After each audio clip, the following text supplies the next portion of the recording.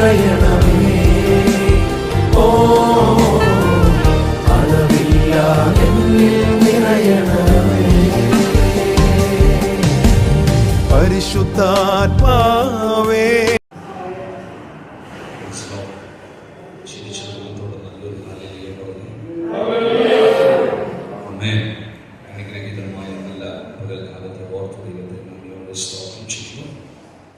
ഇന്ന് പകലെ കർത്താവിന്റെ വചനവും സാക്ഷ്യവും നിങ്ങളുടെ നടുവിലായിരിക്കാം. സർവകൃപാലുവായ ദൈവം എൻ്റെ ജീവിതത്തിൽ ഒരിക്കലും നല്ല ഭാഗ്യത്തെ ഓർത്ത് ദൈവത്തെ നന്ദിയോടെ സ്തോത്രം ചെയ്യുന്നു. എന്നെ ഈ മീറ്റിംഗിൽ ക്ഷണിച്ച കർത്താവിന്റെ ദാസന്മാർ, ഈ മീറ്റിംഗിന് നേതൃത്വം നൽകുന്ന ബിഷപ്പുമാർ, ഇവിടെ ആയിരിക്കുന്ന ദൈവദാസന്മാർ, ദൈവജനം എല്ലാവർക്കും സുവേശിയുള്ള വന്ദനങ്ങളെ അറിയിക്കുന്നു. നിങ്ങളൊന്ന് ജീവിക്കാവോ?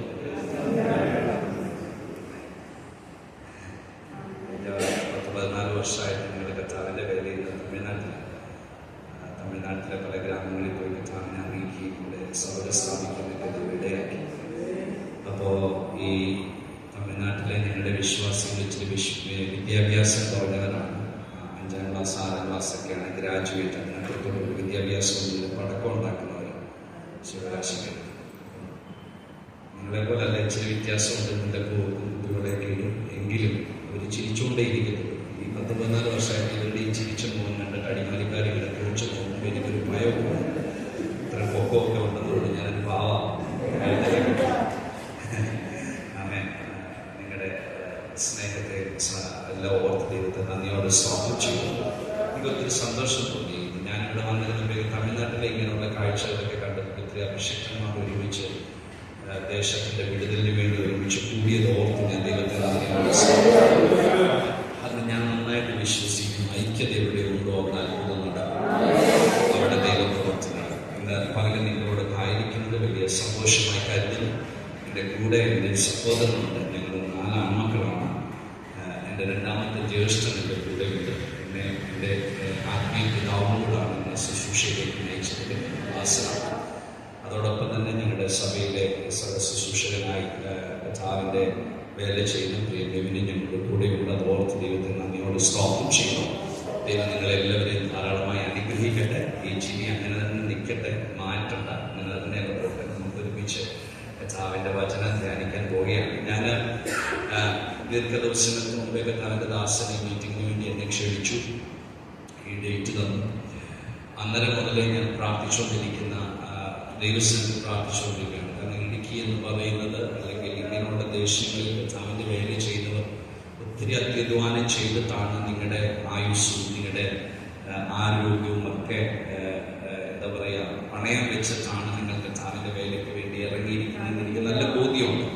കാരണം അത്രമാത്രം കഷ്ടപ്പാടുകളും വേദനകളും ഭാരങ്ങളും പ്രയാസങ്ങളും ഒക്കെ നിറഞ്ഞ ഒരു മേഖലയിലാണ് നിങ്ങൾ കർത്താവിൻ്റെ വേല ചെയ്യുന്നത്. അതുകൊണ്ട് തന്നെ അങ്ങനെ ഒരു ദൂത് പരിശുദ്ധാത്മാവ് എനിക്ക് നൽകണമെന്നുള്ള പ്രാർത്ഥനയിൽ ഞാൻ ദൈവം എൻ്റെ ഹൃദയത്തിനകത്ത് നൽകിയ കുറേ ചിന്തകളൊക്കെ ഞാൻ പ്രിപ്പയർ ചെയ്തു.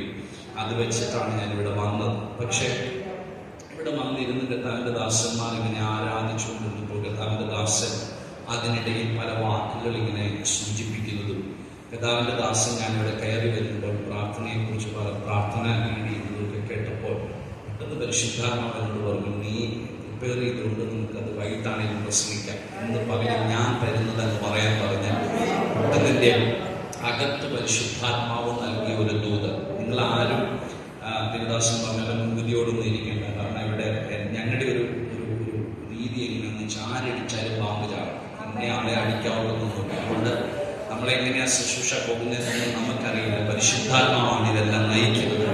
പക്ഷെ ഒരു കാര്യം എനിക്ക് ആഗ്രഹമുണ്ട്, ഇന്ന് പകലിൽ യഥാർത്ഥത്തിൽ നമ്മുടെ അകത്തൊരു ഉണർവ് നടക്കും. നമ്മളൊന്ന് മാറിയാൽ മാറ്റങ്ങൾ സംഭവിക്കുമെന്ന് ഞാൻ വിശ്വസിക്കുന്നു. പലപ്പോഴും നമ്മുടെ ജീവിതത്തിൽ പല വിടുതലുകളും വൈകാൻ കാരണം എന്നാണ്. വിടുതലുകളെന്ന് ഞാൻ ഉദ്ദേശിക്കുമ്പോൾ ഭൗമികമായ അക്ഷരീയമായ വിടുതലുകളൊക്കെ അവിടെ നിൽക്കട്ടെ, അതിനപ്പുറമായി ദൈവം നമ്മളെ വിളിച്ച ഒരു വിളിയുണ്ട്, അല്ലെ? നിങ്ങളെ എന്നെയും ഒക്കെ കർത്താവ് ഈ ഭൂമിയിലാക്കി വെച്ചപ്പോൾ നമ്മുടെ മേൽ പകർന്ന ഒരു അഭിഷേകവും ഒരു ദൗത്യവും ഒക്കെ ഉണ്ട്. യെരമ്യാ 51:20 പറയുന്നു, വായിക്കേണ്ട, നീ എൻ്റെ കയ്യിലെ വെൺമഴുവും യുദ്ധത്തിലുള്ള ആയുധങ്ങളുമാകുന്നു. അപ്പൊ ദൈവം നമ്മളെ കണ്ടിരിക്കുന്ന ഒരു ആയുധമായിട്ടാണ്, യുദ്ധത്തിലുള്ള ആയുധമായിട്ടാണ്, വെൺമഴുവായിട്ടാണ്. അതാണ് യാക്കോബിനെ കുറിച്ച് സ്വന്തം പറഞ്ഞൊരു സ്റ്റേറ്റ്മെന്റ് ഉണ്ട്. എത്ര പേർ അറിയാം? പുഴുവായ യാക്കോബേ, ഞാൻ നിന്നെ പല്ലുള്ളതും മൂർച്ചയേറിയതുമായ മെതിവണ്ടിയാക്കി മാറ്റും. എന്താ പുഴു? ആ ഒരു ചവിട്ടുകൊണ്ട് തീരാവുന്ന സാധനമാ പുഴു. പക്ഷെ ദൈവം ഒന്ന് ട്രാൻസ്ഫോം ചെയ്താൽ അതൊരു മെതിവണ്ടിയായി മാറും. ദൈവം നമ്മളെ വിളിച്ചിരിക്കുന്ന ഒരു വിളിയുണ്ട്. അത് നമ്മളിൽ നിന്ന് പുറത്തു വരാത്തത്തോളം കാലം സ്വർഗവും സന്തോഷിക്കില്ല, നമുക്കും സന്തോഷം ഉണ്ടാകത്തില്ല. അതുകൊണ്ടാണ് സഭാപ്രസംഗി 10:10 പറയുന്ന ഒരു ഇരുമ്പായുധം മൂർച്ചയില്ലാതായിട്ട് അതിന്റെ വായ്ത്തല തേക്കാതിരുന്നാൽ ഉപയോഗിക്കുന്നതിന് ഏറെ ബലം പ്രയോഗിക്കണം. അപ്പൊ നമ്മുടെ മേൽ പകർന്ന അഭിഷേകം അത് ഉപയോഗിക്കാനുള്ളതാണ്. ഉപയോഗിക്കും തോറും മൂർച്ച കൂടിക്കൊണ്ടിരിക്കും ദൈവപ്രവൃത്തി. ഞാനിത് പറയാൻ കാരണം, ഇന്ന് പകൽ നമ്മൾ അല്പനേരം വചനം ധ്യാനിക്കാൻ പോവുകയാണ്. വളരെ ശാന്തമായി പോകണമെന്നാണ് എൻ്റെ ഒരു ആഗ്രഹമെങ്കിലും പരിശുദ്ധാത്മാവിന്റെ ഭയങ്കര ചലനം ഞാൻ ഇതിനകത്ത് അനുഭവിച്ചറിയുന്നു.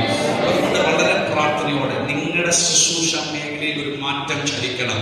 നിങ്ങളായിരിക്കുന്ന ദേശത്തൊരു വിടുതൽ വെളിപ്പെടണം. അതല്ലെങ്കിൽ നമ്മുടെ ശുശ്രൂഷ വെറുതെയായി പോകുവാൻ സ്വർഗം അനുവദിക്കത്തില്ല. ദൈവം ഏൽപ്പിച്ച ദൗത്യം പൂർത്തീകരിക്കാൻ ദൈവം നമ്മളെ സഹായിക്കട്ടെ. വളരെ പ്രാർത്ഥനയോടെ ദൈവസന്നിധിയിലായിരിക്കുമ്പോൾ ഇന്ന് പകലത്തെ ചിന്തയ്ക്കായി മത്തായി സുവിശേഷം 12-ാമത്തെ അധ്യായം വളരെ സുപരിചിതമായ ഒരു വേദഭാഗമാണ്. മത്തായിയുടെ സുവിശേഷം 12-ാം അധ്യായം അതിന്റെ 29-ാമത്തെ വാക്യം ആരെങ്കിലും ഒരാൾ ശബ്ദമുയർത്തി വായിച്ചാൽ. Mathew chapter 12 verse 29.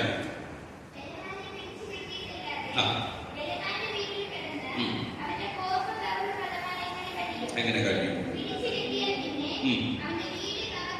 മതി. ബലവാനെ പിടിച്ചു കെട്ടിയിട്ടല്ലാതെ അവന്റെ വീട്ടിൽ കിടന്ന് അവന്റെ കോപ്പ് കവർന്നു കളവാൻ എങ്ങനെ കഴിയും? പിടിച്ചു കെട്ടിയാൽ അവന്റെ വീടും കൂടെ കവർച്ച ചെയ്യാം. നല്ല വാക്കിനായി എന്ന് പറഞ്ഞാൽ ഇന്ന് പകൽ നമ്മൾ ഇതിനെ കുറിച്ചാണ് ധ്യാനിക്കാൻ പോകുന്നത്. നിങ്ങളുടെ പ്രാർത്ഥന എനിക്ക് ആവശ്യമാണ്. വളരെ ആത്മാവിന്റെ സാന്നിധ്യത്തിൽ അങ്ങനെ തന്നെ പോകാൻ ഞാൻ ആഗ്രഹിക്കുകയാണ്. മാനുഷികമായി ഒന്നും വെളിപ്പെടാതെ പരിശുദ്ധാത്മാവിന്റെ ശബ്ദം മാത്രം വെളിപ്പെടുത്താൻ ശ്രദ്ധിച്ച്. ബലവാനെ പിടിച്ചു കെട്ടിയിട്ടല്ലാതെ. ഇനി ഞാൻ പറയുന്നത് നിങ്ങൾ എൻ്റെ ശ്രദ്ധ നിങ്ങളുടെ എങ്ങും ചെയ്യിക്കരുത്. ബൈബിൾ നോട്ട് ചെയ്ത് അല്ലാത്തവർ എൻ്റെ മുഖത്തേക്ക് നോക്കിയാൽ ചില ബുദ്ധിമുട്ടാണ് എൻ്റെ മുഖത്ത് നോക്കാൻ എനിക്കറിയാം. ഞാൻ മീറ്റിങ്ങിന് പോകുന്നത് എല്ലാവരും പറയുന്നത് ഏക പരാതി പാസ്റ്റർ നോക്കി കഴുത്തിന് വേദന എടുക്കുന്നു. എങ്കിലും നിങ്ങൾ എൻ്റെ മുഖത്തേക്ക് മാത്രം നോക്കാവൂ.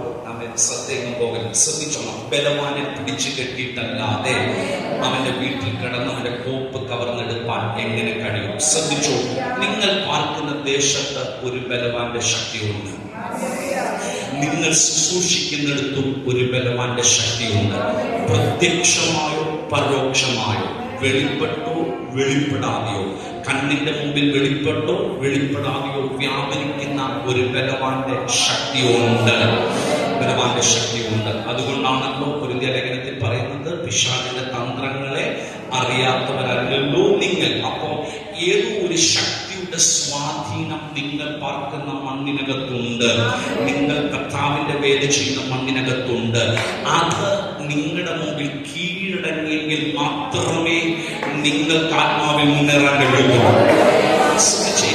നിങ്ങളെ എന്തിനാ ഈ ദേശത്ത് ദൈവം കൊണ്ടുവന്നേ? നിങ്ങൾ ഒരു പക്ഷെ ഇവിടെ ജനിച്ചവരായിരിക്കില്ല, ഈ ദേശത്ത് ജനിച്ചവരായിരിക്കില്ല, ഇവിടെ വരണമെന്ന് ആഗ്രഹിച്ചവരായിരിക്കില്ല. എങ്ങനെയൊക്കെയോ കോയിൻസിഡന്റലി കർത്താവ് ഇവിടെ കൊണ്ടുവന്നതായിരിക്കാം, അല്ലെങ്കിൽ വിവാഹം കഴിച്ചു വന്നതായിരിക്കാം. എങ്ങനെയൊക്കെയോ കർത്താവിന്റെ വേലയ്ക്ക് വേണ്ടി ദൈവം നിങ്ങളെ ഇവിടെ കൊണ്ടുവന്നതിന്റെ പുറകിൽ കർത്താവിന്റെ ഹൃദയത്തിൽ ഒരു ലക്ഷ്യമുണ്ട്, അല്ലേ? കർത്താവിന്റെ ഹൃദയത്തിൽ മറിഞ്ഞിരിക്കുന്ന ഒരു പ്ലാനുണ്ട്. അതുകൊണ്ടാണല്ലോ വചനം പറയുന്ന കാവൽക്കാര രാത്രി എന്തായി എന്ന് പറഞ്ഞാൽ നിങ്ങളുടെ പാർക്കുന്ന ദേശത്തെ കാവൽക്കാരൻ നിങ്ങളാണ്. നിങ്ങളുടെ വീടിന്റെ കാവൽക്കാർ നിങ്ങളാണ്. അവിടെ രാത്രി എത്രയായെന്ന് ദൈവം ചോദിക്കുന്നത് കാവൽക്കാരനോടാണ്. എന്ന് പറഞ്ഞാൽ നീ ആ ദേശത്തെ കാവൽക്കാരനാണെങ്കിൽ അന്ധമാരെ ശക്തികൾ എത്ര കാഠിന്യം പ്രാപിച്ചു എന്ന് ദൈവം ചോദിക്കുന്നത് നിങ്ങളോടാണ്. നിങ്ങളറിയാതെ അവിടെ ഒരു ദുഷ്ടശക്തിക്കും ചലിക്കാൻ കഴിയരുത്. ദൈവം നിങ്ങളെ ആക്കി വെച്ചിരിക്കുന്ന മേഖലയിൽ നിങ്ങളൊരു ആയുധമായി എഴുന്നേൽക്കണം. നിങ്ങൾ ശ്രദ്ധിച്ച്, ഒരു കഥ കർഷകനുമായിട്ട് ഉപമിച്ച പല മേഖലയിലേക്ക് നമ്മൾ പോകും. കൃത്യസമയത്ത് ഞാൻ അവസാനിപ്പിക്കും. പല മേഖലയിലേക്ക് ഒന്ന് സഞ്ചരിക്കണം. ശ്രദ്ധിച്ചേ, ഒരു കർഷകൻ ഒരു കൃഷി ചെയ്യുന്നതിന് മുമ്പ് അവൻ ഏറ്റവും കൂടുതൽ വേദന അനുഭവിക്കുന്നത് ഏത് സമയത്താണെന്നറിയാമോ? വരണ്ട് കിടക്കുന്ന നിലം ഉഴുതുമറിക്കാൻ. ആമേൻ. വരണ്ട് കർഷകശ്രീയുടെ ക്ലാസ് ഒന്നും എടുക്കല്ല കേട്ടോ, ഞാൻ ഒരു ദൂത് പറയാനായിട്ട്. വരണ്ട് കിടക്കുന്ന നിലം ഉഴുതുമറിക്കണം. ഉഴുതുമറിച്ചു കഴിഞ്ഞാൽ 3 സമയങ്ങൾ അവൻ ഇമ്പോർട്ടന്റ് ആണ്. ഞാൻ പറയുന്നത് ശ്രദ്ധിച്ചു കേൾക്കണം. 3 കാലഘട്ടങ്ങൾ അവന് പ്രത്യേകമായും അവൻ ഇമ്പോർട്ടന്റ് ആയിട്ടുള്ള കാലഘട്ടങ്ങളാണ്. ഒന്ന്, ഉഴുതുമറിച്ച നിലത്ത് അവൻ വിത്തുപാകും. ഉഴുതുമറിച്ച നിലത്ത് അവൻ വിത്തുപാകും. വിത്ത് പാകിക്കഴിഞ്ഞാൽ അവന് അറിയാം, ഇന്നല്ലെങ്കിൽ നാളെ ഈ വിത്തിനകത്തുനിന്ന് ഒരു മുള, ഒരു നാമ്പ് പൊട്ടി പുറപ്പെടും. ഇളക്കി മറിച്ച മണ്ണിനകത്ത് വിത്തിടുമ്പോൾ ഒന്നാമത്തെ പ്രതീക്ഷ ഇതിനകത്തുനിന്ന് ഒരു കിളിർപ്പ്. പറ. രണ്ടാമത്തെ പ്രതീക്ഷ, കിളിർത്ത് വന്നത് ഫലം തരും, അത് നന്മയായി പുറത്തു വരും. മൂന്നാമത്തെ പ്രതീക്ഷ, കിളിർത്ത് വന്ന് ഫലമായി പുറത്തു വന്നത് കൊയ്യാൻ പാകത്തിന് ഇത് പുറപ്പെട്ടു വരും. ഈ 3 മേഖല ഒരു കർഷകന് പ്രതീക്ഷയുള്ളതാണെങ്കിൽ അതുപോലെ തന്നെ ഈ 3 മേഖലയിലും പൈശാചിക മണ്ഡലത്തിനും ഒരാഗ്രഹമുണ്ട്. എന്താ? നീ ഉഴുതുമറിച്ച മണ്ണിനകത്ത് ഒരു കിളിർപ്പുണ്ടാകരുത്. അഥവാ കിളിർപ്പുണ്ടായാൽ ഒരു ഫലം കഴിക്കരുത്. അത് ഫലം കഴിച്ചാൽ നിന്റെ ജീവിതത്തിൽ ഒരു കൊയ്ത്തുണ്ടാകരുത്. നിന്റെ ശുശ്രൂഷയിൽ ഒരു കൊയ്ത്തുണ്ടാകരുത്. ഇന്ന് പകരം വിശ്വസിക്കാമെങ്കിൽ വിശ്വസിച്ചു. വചനത്തിൽ നിന്ന് 3 നമ്മൾ ഒരുമിച്ച് അവൻ ശാസിച്ച് പകരം ഒരു ജയത്തിന്റെ ശബ്ദം ഇതിനകത്ത് വെളിപ്പെടുത്തുവാൻ ദൈവത്തിന്റെ പദ്ധതിയോടെന്ന് ഞാനോട് പറഞ്ഞ വിശ്വസിക്കാൻ കഴിയുന്നവർ അവരെ പുറന്ന് കരം തട്ടിയോ കരം ഉയർത്തിയോ ദൈവത്തെ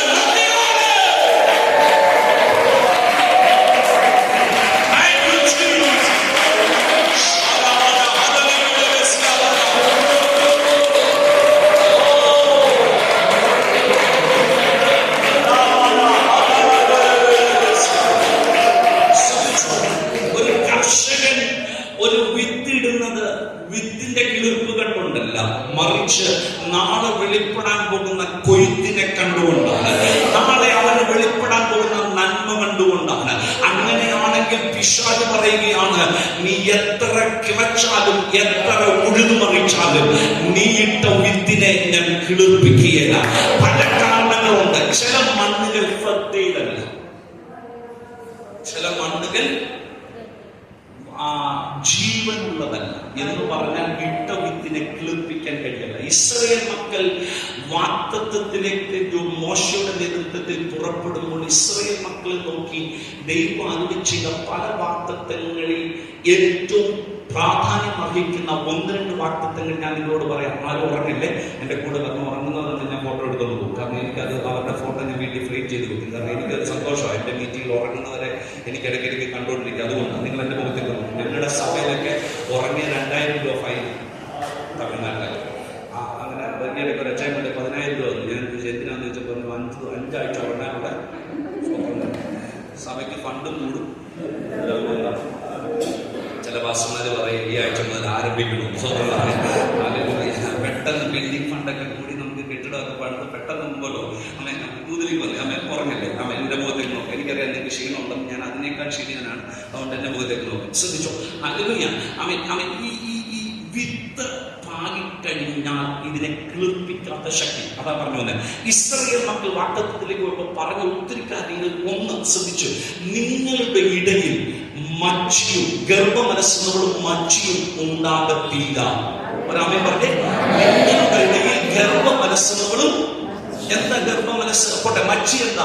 മച്ചി എന്ന് പറഞ്ഞാൽ ഉദരത്തിൽ ഒന്നും എന്തിയത്തില്ല, ജനിക്കത്തില്ല. ഒരാമൻ പറ, ഉദരത്തിൽ ഒന്നും ജനിക്കത്തില്ല. എന്താ മച്ചി എന്ന് പറഞ്ഞാൽ? ഉദരത്തിലൊന്നും ജനിക്കത്തില്ല. 2, ഗർഭമനസ്സ് എന്ന് പറഞ്ഞാൽ എന്താ? അവൻ ജനിക്കും, പക്ഷെ അതിന്റെ പൂർത്തീകരണത്തിന് മുമ്പേ അതിനെ തകർത്ത് കളയും. അതിന്റെ പൂർത്തീകരണം വെളിപ്പെടുന്നതിന് മുമ്പേ അതിനെ ഇല്ലാതാക്കും. അർത്ഥാൽ ജനിച്ചു വന്നതിനെ കരങ്ങളിൽ പ്രാപിക്കുന്നതിന് മുന്നമേ പൈശാചിക മണ്ഡലങ്ങൾ തകർത്തുകളെ. അവൻ അങ്ങനെയാണെങ്കിൽ ശ്രദ്ധിച്ചു. ഇത് അവൻ 2-3 ഭാഗങ്ങൾ നമ്മൾ ഒരുമിച്ച് ചിന്തിച്ച് ആത്മാവിൽ പ്രാർത്ഥിക്കാൻ പോകുകയാണ്. ഒന്നെങ്കിൽ മണ്ണിനകത്ത് വ്യാപരിക്കുന്ന ശക്തി, അല്ലെങ്കിൽ വെള്ളത്തിനകത്ത് വ്യാപരിക്കുന്ന ശക്തി. വായിച്ചേ അമ്മ. 2 രാജാക്കന്മാരുടെ പുസ്തകം പെട്ടെന്ന് വായിച്ചു. അവൻ സമയമില്ല, നമുക്ക് പെട്ടെന്ന് പോകണം. 2 രാജാക്കന്മാരുടെ പുസ്തകം 2-ാം അധ്യായം. വളരെ സുപരിചിതമായ വാക്യമാണ്. 19-ാമത്തെ വാക്യം. 2 രാജാക്കന്മാർ 2:19.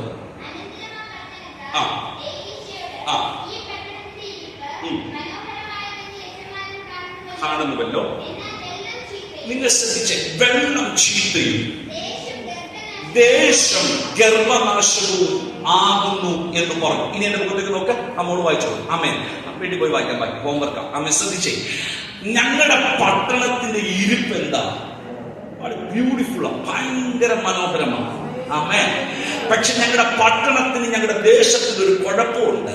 ഞങ്ങളുടെ ദേശത്ത് ഗർഭനാശമുണ്ട്.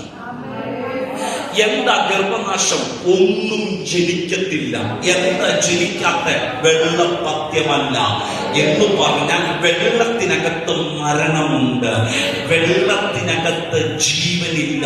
ഉള്ളതിനെ കൊന്നുകളയുന്ന എന്തോ ഒഴുക്ക് ഞങ്ങളുടെ പട്ടണത്തിനകത്ത് വ്യാപരിക്കുന്നുണ്ട്.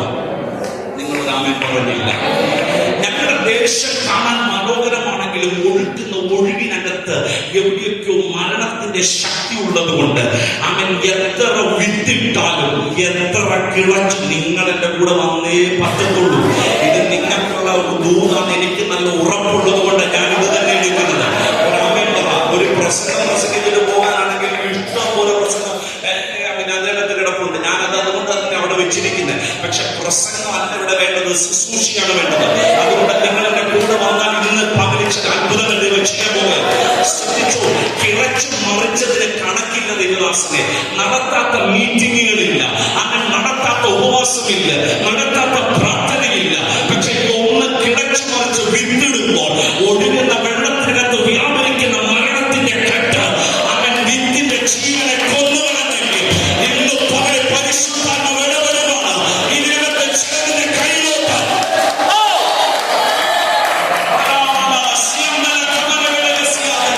ഇന്ന് പകരം തിരിക്കുന്ന അഭിഷേകന്മാരുടെ കരങ്ങളിൽ പുതിയ നിയോഗത്തിന്റെ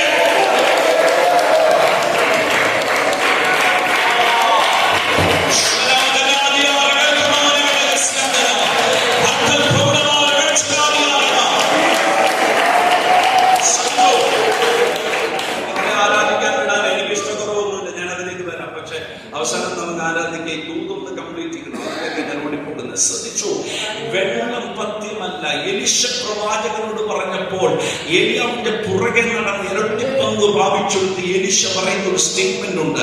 എനിക്കൊരു പുതിയ തളിക, എനിക്കൊരു പുതിയ തളിക വേണം, പുതിയ തളിക വേണം. എന്തിനാ അഭിഷേകന്മാരെ? ഉപ്പ് ചുമക്കാൻ, ഉപ്പിനെ ചുമക്കാൻ എനിക്കൊരു പുതിയ തളിക വേണം. അവൻ ഈ ജൂലൈ മാസം 4-ാം തീയതി വ്യാഴാഴ്ച ഈ അടിമാലി പട്ടണത്തിൽ നിന്നുകൊണ്ട് ഞാൻ ആത്മാവിൽ ആരോടൊക്കെ പറയുക, ഇതിനകത്ത് ചില പുതിയ തളികകളെ ദൈവത്തിന് നിങ്ങളൊരാമൻ പറയാത്തത് കൂടെ ഒന്നുകൂടെ പറയുന്നു. പുതിയ ചില തളികകളെ സ്വർഗത്തിന് ആവശ്യമുണ്ട്. എന്തിനാണെന്നറിയാമോ? വചനമെന്ന ഉപ്പ് ചുമന്നുകൊണ്ട് ചില ദേശത്തിന്റെ കെട്ടുകളെ അഴിക്കാൻ, ദേശത്തിന്റെ കെട്ടുകളെ പൊട്ടിക്കാൻ ഇന്ന് പകരം ചില തളികകൾ അത് ഞാനാണ് വിശ്വസിക്കുന്നത്.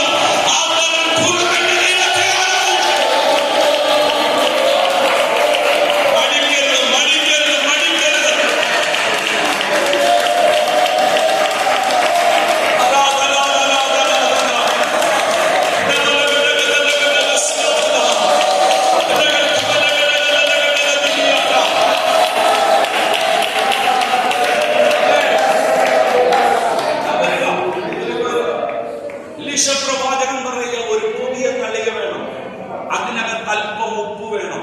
ഉപ്പ് ചുമന്നുകൊണ്ട് പ്രവാചകൻ എങ്ങോട്ട് പോയി? ഉറവയ്ക്കകത്തോട്ട് പോയി ഉപ്പിട്ടു. ഉപ്പിട്ട മാത്രയിൽ വെള്ളം പഥ്യമായി. ദേശത്തിലെ മരണം നിൽക്കാൻ തുടങ്ങി. ജനങ്ങൾ നടക്കാൻ തുടങ്ങി. അത് ശ്രദ്ധിച്ചോണം. വെള്ളത്തിനകത്ത് ജീവൻ വ്യാപരിച്ചാൽ ദേശത്ത് ജനങ്ങൾ നടക്കാൻ തുടങ്ങും. യെഹെസ്കേൽ 47 വായിക്കണ്ട. യെഹെസ്കേൽ 47 കാണാതറിയാവുന്നവരുടെ കൂടെ എന്ന് പറഞ്ഞാൽ 47 ഒരു വാക്യമുണ്ട്. എന്നറിയും, ഒരുവൻ ചരടുമായി വന്നു. ഒരുവൻ കയ്യിൽ ചരട് പിടിച്ചുകൊണ്ട് വന്നു, അളക്കാൻ തുടങ്ങി. 1000 മുഴം അളന്നു. 1000 മുഴം അളന്നപ്പോൾ വെള്ളം പാദത്തോളമായി. നിന്നില്ല, വീണ്ടും 1000 മുഴം അളന്നു, വെള്ളം മുട്ടോളമായി. നിന്നില്ല, വീണ്ടും 1000 മുഴം അളന്നു, വെള്ളം അരയോളമായി. തീർന്നില്ല, അടുത്ത 1000 മുഴം അളന്നു, വെള്ളം ശിരസ്സിന് മുകളിൽ ഉയരാൻ തുടങ്ങി. പാദങ്ങൾ തറയിൽ ഉറയ്ക്കാതെയാണ്. ശ്രദ്ധിച്ചു കേട്ടോണേ. ആ നദി ഒഴുകാൻ തുടങ്ങിയപ്പോൾ ബൈബിളുകൾ വീട്ടിൽ പോയി വായിക്കണം. അതിന് ചുറ്റും അതിന്റെ തീരത്ത് മുഴുവൻ വളരെ വൃക്ഷങ്ങൾ വളരാൻ തുടങ്ങി. അടുത്ത പേരെന്നാ പറയുന്നറിയാമോ? ഈ നദി ചെന്ന് കടലിൽ വീണു.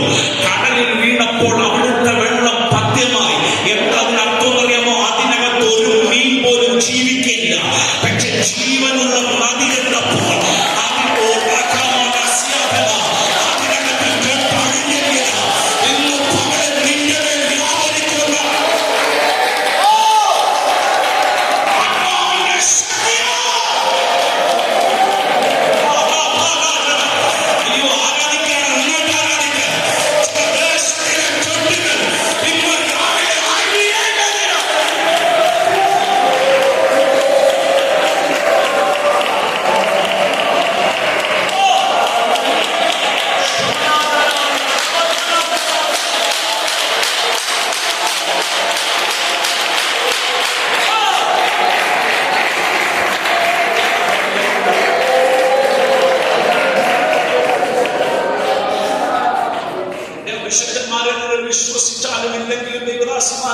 നിങ്ങൾ വിശ്വസിച്ചാലും ഇല്ലെങ്കിലും ആത്മകണ്ണുകളിൽ ഞാൻ കാണുന്ന കാഴ്ച നിങ്ങളോട് പ്രവചിച്ചു പറയുക.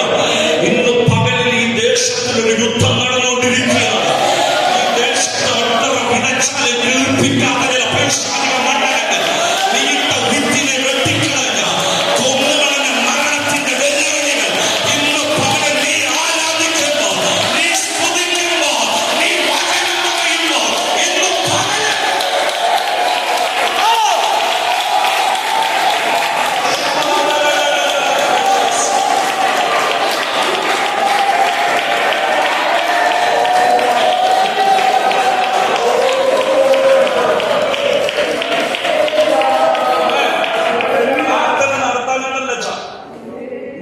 നടത്താനിട്ടല്ല, പൈസ ചെലവാക്കാനിട്ടല്ല. 19ാമത്തെ മീറ്റിംഗ് പറ. ഇതൊരു എന്റർടൈൻമെന്റിന് വേണ്ടി നടത്തുന്നല്ല. സ്വതന്ത്രം പറ. എല്ലാ ആഴ്ചയിലും ആണോ അതോ? ആമേൻ. മാസത്തിലെ ആദ്യത്തെ വ്യാഴാഴ്ച. കാപ്പി കുടിച്ചു പോകാനല്ല, എല്ലാവരെയും കണ്ട് പരിചയം പുതുക്കി പോകാനല്ല. പലതും വന്നു കയറിയില്ല. എന്നാ കാരണം? ആഗ്രഹമുള്ള ചിലതിനെ ദൈവം ഇതിനകത്ത് കയറ്റിയത് എന്തിനാണെന്നറിയോ? നീ ഇട്ടിട്ട് ചിലത് കിളുത്തില്ല, നീ കിളച്ച് മറന്നിട്ട് ചിലത് കിളുത്തില്ല. പക്ഷേ പരിശുദ്ധാത്മാവ് പറയുകയാണ്, ദേശത്തിലെ കൊട്ടിനെ ഞാൻ അഴിഞ്ഞ്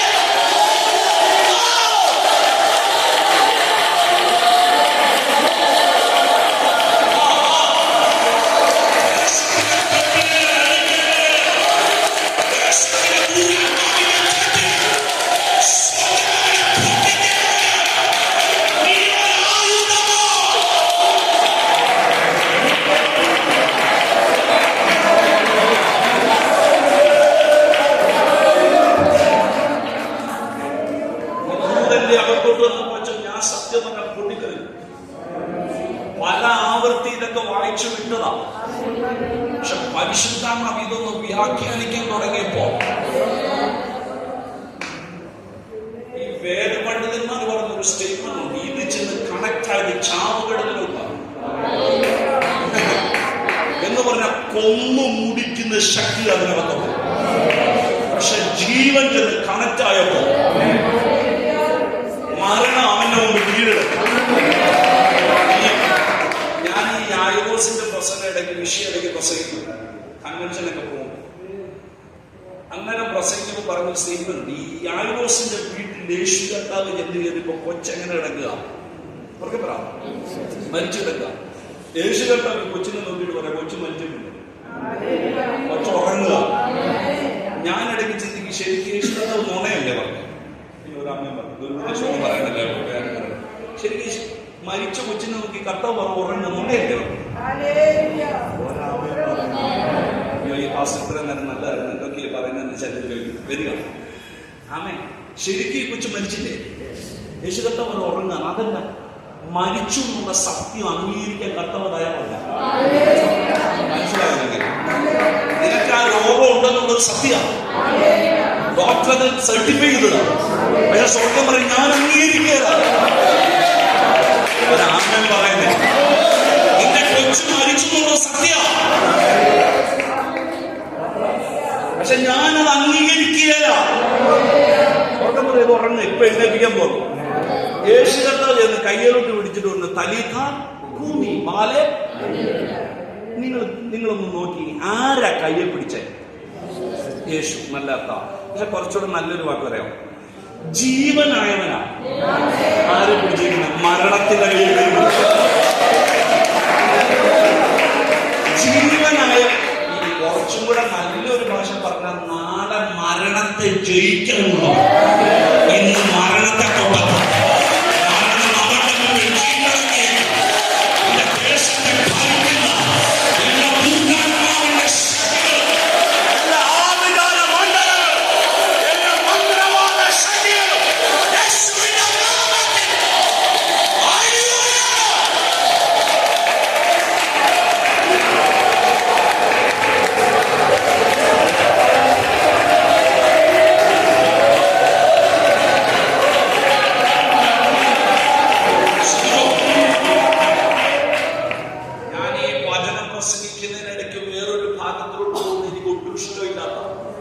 പരിശുദ്ധാത്മാവിനോട് ദർശനം കാണിക്കുന്നു. അങ്ങനെയുള്ള ദർശനങ്ങൾ എന്റെ രഹസ്യ പ്രാർത്ഥനയിലല്ലാതെ ശുശ്രൂഷയുടെ നടുവിൽ ഞാൻ കാണാറുമില്ല. പക്ഷെ പരിശുദ്ധാത്മാവിനെ കാണിക്കുന്നു. അവൻ വാളൊക്കെ പിടിച്ചുകൊണ്ട് വല്ലാത്ത രൂപിയായി നിൽക്കുന്ന ഒരു മനുഷ്യൻ ഈ ദേശം വിട്ടോടുന്നത് പരിശുദ്ധാത്മാവിനെ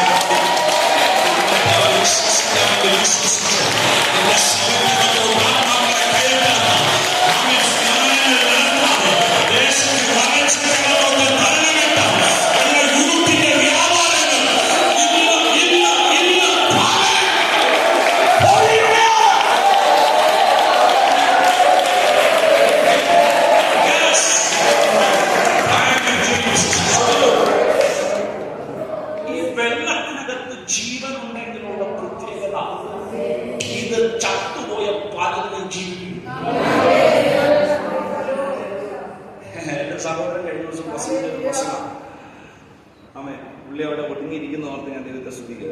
പുള്ളി ഇപ്പം മെസ്സേജ് എടുത്തു കഴിഞ്ഞാൽ പിന്നെ നമ്മളൊന്നും ഇവിടെ നിൽക്കുകയല്ല. സ്വത്രം പറഞ്ഞു അതൊരു മനോഭാവമാണ്.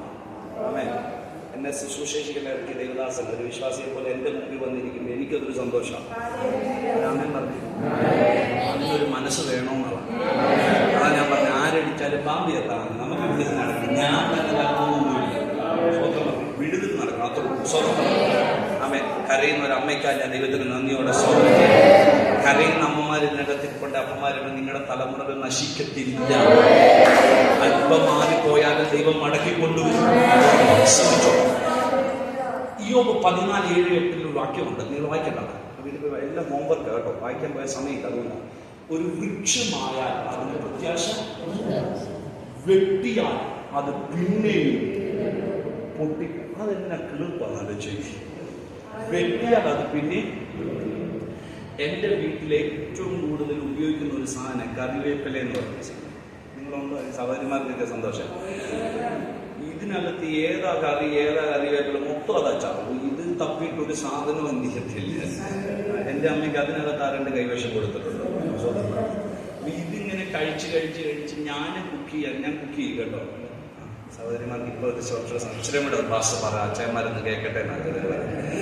ഞാനിടയ്ക്ക് കുക്ക് ചെയ്യും. ഞാൻ കുക്ക് ചെയ്യുമ്പോഴും ഈ കറിവേപ്പിലയുടെ സ്വാധീനം ഭയങ്കരമായിട്ട് നമ്മുടെ പാചകത്തിനകത്തും ഭയങ്കരമായിട്ട് വെളിപ്പെടാറുണ്ട്. അതുകൊണ്ട് ഞാൻ കുറേ നാളിൽ കോവിഡിനൊക്കെ മുമ്പ് ഒരു കൺവെൻഷനിൽ പ്രസംഗിക്കാൻ പോയിട്ട് വൈകിട്ട് ആഹാരം കഴിക്കാൻ ഒരു വീട്ടിൽ പോയിരിക്കുമ്പോൾ ആ വീടിൻ്റെ മുറ്റത്ത് മുഴുവൻ കറിവേപ്പ ഇഷ്ടംപോലെ ഇങ്ങനെ കിട്ടി. അപ്പം ഞങ്ങൾ എവിടെ മീറ്റിങ്ങിന് പോയാലും അമ്മ വീട്ടിൽ ഇരുന്ന് പ്രാർത്ഥിച്ചുകൊണ്ടിരിക്കും. അപ്പം മീറ്റിംഗ് കഴിയുമ്പോൾ അമ്മയൊന്ന് വിളിക്കും, മീറ്റിംഗ് കഴിഞ്ഞു എന്ന് പറയും, കാരണം പ്രാർത്ഥന നിർത്തണം, എങ്ങനെ ഉണ്ടായിരുന്നു എന്നൊക്കെ.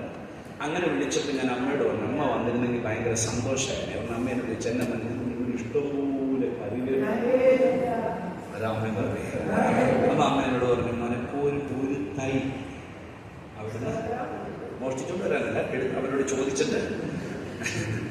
ഞാൻ നമ്മുടെ വിശ്വാസികൾ ഭയങ്കര സ്നേഹമുള്ളവർ, അടിമാലിക്കാർ അങ്ങനെയാണ് എൻ്റെ വിശ്വാസം. 1 ചോദിച്ചാൽ 5 കൊടുക്കും അല്ലേ? അതിനൊരാമേന് അത്ര. ഞാൻ ഒരു തൈ ചോദിച്ചാൽ അവരൊരു 5 തൈ എൻ്റെ വണ്ടിക്കകത്തോട്ട് വെച്ചു. ഞാനിതുകൊണ്ട് വീട്ടിൽ വെച്ചു, 4 എണ്ണം പൊട്ടി പിടിച്ചു, ഒരെണ്ണം എന്ത് ചെയ്തു? ഒരാമൻ പറ കിളിർത്തു. ഇതെന്നെപ്പോലെ പൊക്കം വെച്ച് പോകുന്നല്ല, ഒരു ഇലയിന്നെടുത്ത് രാമൻ പറ എന്നെപ്പോലെ പൊക്കം ഉണ്ടെങ്കിൽ ഒരു ഇലയിന്നെടുത്ത് കിളിർക്കുന്നില്ല. ഈ കോഡിന്റെ സൈമയല്ല, വേറെ പരിപാടിയൊന്നുമില്ല. രാവിലെ റൂമിൽ കയറും, ലാപ്ടോപ്പ് ഓണാക്കും, പ്രസംഗിക്കും, പിന്നെ റെസ്റ്റാണ്, പിന്നെ വൈകിട്ട് എഴുന്നേക്കും, വീണ്ടും പ്രസംഗിക്കും, റെസ്റ്റ്. ഏരിയാവിന് കാക്കമുണ്ട്, ആഹാരം കൊടുത്താൽ ചുമ്മാ വീട്ടിൽ ഇരുന്നാൽ മതി. സ്വോത്രകാഴ്ച വീട്ടിൽ വരും. രാമൻ പറഞ്ഞു, നമ്മുടെ ദേവദാസന്മാർക്ക് മാത്രമേ ഒരു മീറ്റിങ്ങിനും കൊണ്ട് വീട്ടിൽ ഇരുന്നാൽ മതി. അതൊരു കാലഘട്ടമാണ്. ദൈവം അങ്ങനെ നടത്തും. അങ്ങനെ ഇരിക്കുന്ന സമയത്ത് ഞാൻ ചെടിക്ക് വെള്ളം ഒഴിക്കാൻ വേണ്ടി ഇങ്ങനെ ഇറങ്ങി. ഇത് കണ്ടപ്പോൾ എനിക്ക് എന്ത് സങ്കടം. ഞാൻ ഇന്ന് വരെ ആരുടെ മുമ്പിൽ കൈ നീട്ടി ഒന്നും ചോദിക്കാത്ത ഞാൻ ഒരു കറിവേപ്പിന് വേണ്ടി അവരുടെ അടുത്തൂടെ പോയി, അച്ഛാ എന്നാ ഉണ്ട് അച്ഛാ വിശേഷം, സന്തോഷം. നമ്മളങ്ങനെയാണല്ലോ, ദേവദാസന്മാർക്ക് മാത്രമുള്ള ഒരു കഴിവ. സന്തോഷമായിട്ടിരിക്കുന്നോ, മക്കളൊക്കെ സുഖമായിട്ടിരിക്കുന്നോ, അച്ഛ ഇവിടെ ഒത്തിരി കറിവേപ്പൊക്കെ ഉണ്ടല്ലോ എന്നൊക്കെ ചോദിച്ച് ഇങ്ങനെ വളഞ്ഞ് 1/2 മണിക്കൂർ എടുത്ത് ഒരു തൈ എന്ത് ചെയ്യാൻ. അച്ചായൻ പറഞ്ഞ മറുപടി എനിക്ക് സഹിക്കാൻ പറ്റാതെ വാസ്തു വളർന്ന് വന്നപ്പോഴേ എനിക്ക് മനസ്സിലായി ഇതിന് വേണ്ടി. എന്നാ പിന്നെ ആദ്യമേ നന്നാ പോരാട്ടോ. അപ്പൊ ഇതെല്ലാം എടുത്തുകൊണ്ട് വീട്ടിൽ വെച്ച് ഇത്രയും കഷ്ടപ്പെട്ട് വളർത്തിക്കൊണ്ട് വന്നിട്ട് ഫലമില്ല. ഒരു ദിവസം എനിക്ക് എന്റെ സങ്കടമായപ്പോൾ ഞാൻ എൻ്റെ ഭാര്യയോട് പറഞ്ഞിട്ട് ആ വെട്ടുകത്തി എടുത്തുകൊണ്ട് വരാൻ പറഞ്ഞു. ഒറ്റ വെട്ടിന് ഇതിൻ്റെ നടുവെ വെച്ച് വെട്ടി കുടിച്ചു ഒപ്പം പറഞ്ഞു. പക്ഷെ ഈ സാധനം നിൽക്കുന്ന എവിടാണെന്നറിയാം? ഞങ്ങളുടെ മുറ്റത്തൊരു കിണറുണ്ട്, അതിൻ്റെ തീരത്ത്, അതിൻ്റെ അടുത്തായിരുന്നു നിൽക്കുന്നത്. ഒരു 2 ആഴ്ച കഴിഞ്ഞ് ഞാൻ വീണ്ടും ചെടിക്ക് വെള്ളം ഒഴിക്കാൻ മുറ്റത്തിറങ്ങിയപ്പോൾ വെട്ടിയതിൻ്റെ അടിയിൽ കൂടെ എല്ലാം കിളിർത്തു. ഞാൻ ഈ കറിവേപ്പിനോട് ചോദിച്ചു, ഇങ്ങനെ കിളിർക്കാൻ അറിയാറുണ്ടെങ്കിൽ നിനക്ക് പണ്ടേ കിളിർക്കൂടായിരുന്നു. സ്വപ്നം പറഞ്ഞു. ഞാൻ കറിവേപ്പിനോട് പറഞ്ഞു, കിട്ടേണ്ട വെട്ട് കിട്ടിയാലേ ഞങ്ങൾ എന്ത് ചെയ്യത്തുള്ളൂ. ചിലതൊക്കെ വെട്ടുന്നത് എന്തിനാണെന്നറിയാമോ? നീ തകരാനല്ല, പുതിയ നാമ്പുകൾ തന്നെയാണ്. എത്ര വെട്ടി വെച്ചാ അല്ലേ? എത്ര എണ്ണം വെട്ടി? കൂടെ നിൽക്കാന്ന് പറഞ്ഞാൽ വെട്ടിയില്ലേ? ആശ്രമ പ്രാർത്ഥനയെ ഞങ്ങൾ ജീവിച്ചു പോകുന്നെന്ന് പറഞ്ഞാൽ വെട്ടിയില്ലേ? എന്നിട്ടും ഈ പട്ടണത്തെ ദൈവം നിർത്തിയില്ലേ? രാമൻ പറ. അതെന്തുകൊണ്ടാണെന്നറിയോ? നീ അവൻ അറിയാതെ നിന്റെ വേരാഴത്തിൽ ശ്രദ്ധിച്ചു. വെട്ടിയാൽ പിന്നെയും പൊട്ടിത്തീർക്കും. അടുത്ത വേര് നിങ്ങൾ ശ്രദ്ധിച്ചു. അതിന്റെ വേര് മണ്ണിനടി പഴുകിപ്പോയാലും കുറ്റി നിലത്തുണങ്ങിപ്പോയാലും സെന്റ് ഓഫ് വാട്ടർ എന്ന് ഇംഗ്ലീഷ് ബൈബിളിൽ എഴുതിക്കുന്നത് വെള്ളത്തിന്റെ മണം. വെള്ളത്തിന്റെ മണം കൊണ്ട് ഒരു ഉണങ്ങിപ്പോയ വേര് കിളിർക്കുമെങ്കിൽ നിങ്ങൾ എന്റെ കൂടെ വാ. വെള്ളത്തിന്റെ മണം കൊണ്ട് ഉണങ്ങിപ്പോയ വേര് കിളിർക്കുമെങ്കിൽ 1-ാം സങ്കീർത്തനം പറയുന്നു. എന്താ പറയുന്നത്? കുട്ടന്മാരെയൊക്കെ വിടും. ബാക്കി പറ. ആറ്റനിലത്ത് നട്ടിരിക്കുന്നതും തക്കകാലത്ത് ഫലം കായ്ക്കുന്നതും ഇലവാടാത്തതുമായ വൃക്ഷം പോലെ ഇന്ന് പകൽ ഞാൻ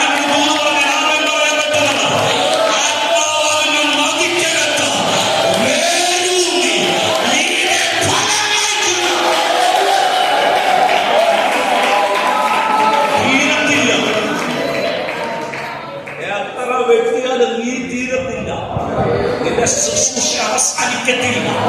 വെട്ടുന്തോറും പുതിയ നാമ്പുകൾ നിന്റെ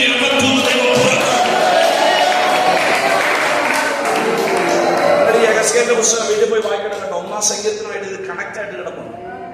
1-ാം സങ്കീർത്തനത്തിന്റെ പ്രത്യേകത വായന ആറ്റരികത്ത് നട്ടിരിക്കുന്നതും ഭൂതിന്നൊക്കെ മാറിപ്പോ. എന്നാലും ഞാൻ പറഞ്ഞിട്ട് വരാം.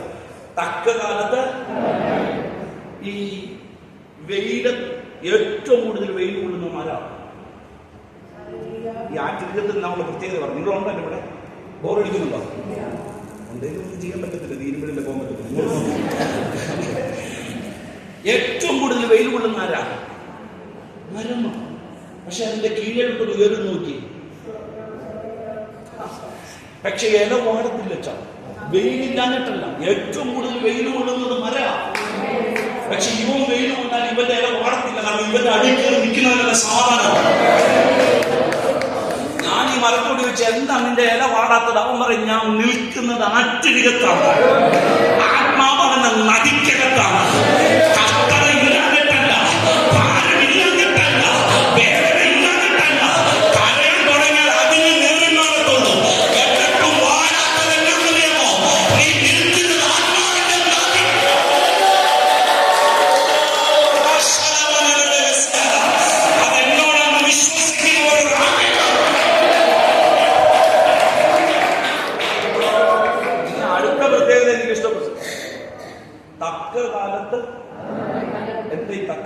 എല്ലാ ഫ്രൂട്ടും സീസണലാണ്.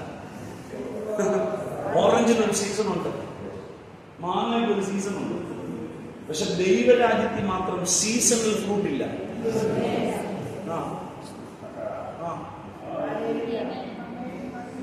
പറഞ്ഞു നവംബർ മുതൽ മെയ് മാസം വരെ ഭയങ്കര ഫലം.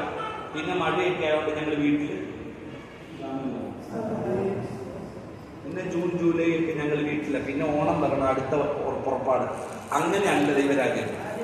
ദൈവരാജ്യത്തിന്റെ പ്രത്യേകത, വിശപ്പോടെ ഒരുത്തൻ നിന്റെ അടുത്ത് വന്നാൽ അവനുള്ള ഫലം നിന്റെ അകത്ത് പുറപ്പെട്ടിരിക്കും. അത് വേണമെങ്കിൽ നീ എവിടെ നിൽക്കണം? ജീവനുള്ള നദിക്കകത്ത് വേറുന്നണം. ഇനി എന്റെ ചോദ്യം, ഒരു നദിക്കിടെ കീഴെ നിന്നാൽ ഒരു വൃക്ഷത്തിന്റെ ഇല വാടത്തില്ലെങ്കിൽ പരിശുദ്ധാത്മാവാകുന്ന നദിക്കകത്ത് വേരൂന്നി നിൽക്കുന്ന നീ എത്ര അധികം ഇന്നും പകലാത്മാവിൽ ഞാൻ ഈ ദേശത്തോട് പ്രഖ്യാപിക്കുകയാണ്. ഇതിന്റെ ഒഴുകുന്ന എന്റെ ഒഴുക്കുകൾ, എന്റെ പരിശാലി ഒഴുക്കുകൾ ഇന്നും പകലിൽ 4-ാം തീയതി സ്വർഗ്ഗം വെട്ടിമാറ്റിയിട്ട് ഈ വെള്ളം ഇന്ന് പകലിൽ പഥ്യമായി മാറാൻ തുടങ്ങുന്നു. വിശ്വസിക്കുന്നവർ ഉണ്ടെങ്കിൽ ആമേൻ പറഞ്ഞു. വിശ്വസിക്കുന്നവരുടെ ഉള്ളിൽ നിന്ന് പുറപ്പെടുന്ന ജീവജലത്തിന്റെ നദി. ഇതിനകത്ത് നിന്ന് ഇന്നത്തെ ദിവസം മുഴുവൻ ഒന്നാമത്തെ പ്രശ്നം വെള്ളത്തിനകത്തായിരുന്നു. പ്രവാചകൻ ഉപ്പിട്ടപ്പോൾ വെള്ളം എന്ത് ചെയ്തു? പഥ്യമായി മാറി. ഇട്ട വിത്ത് കിളിർക്കാൻ തുടങ്ങി. നമ്മുടെ വിഷയത്തിൽ മാറിപ്പോലെ ഇട്ട വിത്ത് കിളിർക്കാൻ തുടങ്ങി, കിളിർത്ത് വരാൻ തുടങ്ങി. ഇനി അടുത്ത പ്രശ്നം എന്താണെന്നറിയോ? കിളിർത്തത് ഫലം കായ്ക്കുമ്പോഴാണ്. അങ്ങനെ ഇട്ട കൃഷിക്കാരൻ കിളിർത്തു വന്ന വിത്ത് ഇങ്ങനെ കിളിർത്ത് പന്തിരിച്ചു വരുന്ന കണ്ടപ്പോൾ ഇവര് സന്തോഷം. ഒരു ദിവസത്തെ ഭാര്യയോട് പറഞ്ഞു, ഇപ്പം നമ്മളിട്ട വിത്ത് കിളിർത്തു, അത് ഫലം കായ്ക്കാൻ വേണ്ടി പോവുക. പെട്ടെന്ന് ആത്മോളൊന്ന് വായിച്ച്, അല്ല ആരെങ്കിലും ഒന്ന് വായിച്ച് ഉത്തമഗീതം 2-ാം അധ്യായം 15-ാമത്തെ വാക്യം. ഉത്തമഗീതം 2-ാം അധ്യായം 15-ാമത്തെ വാക്യം. മൂന്ന് സീസണുകളും തൊട്ടിട്ട് നമ്മൾ പ്രാർത്ഥിക്കാൻ പോവാം. ഉത്തമഗീതം. ഇനി ബാക്കിയുള്ളവർ എന്നെ നോക്കി വീട്ടിൽ പോയി വെച്ചാൽ മതി.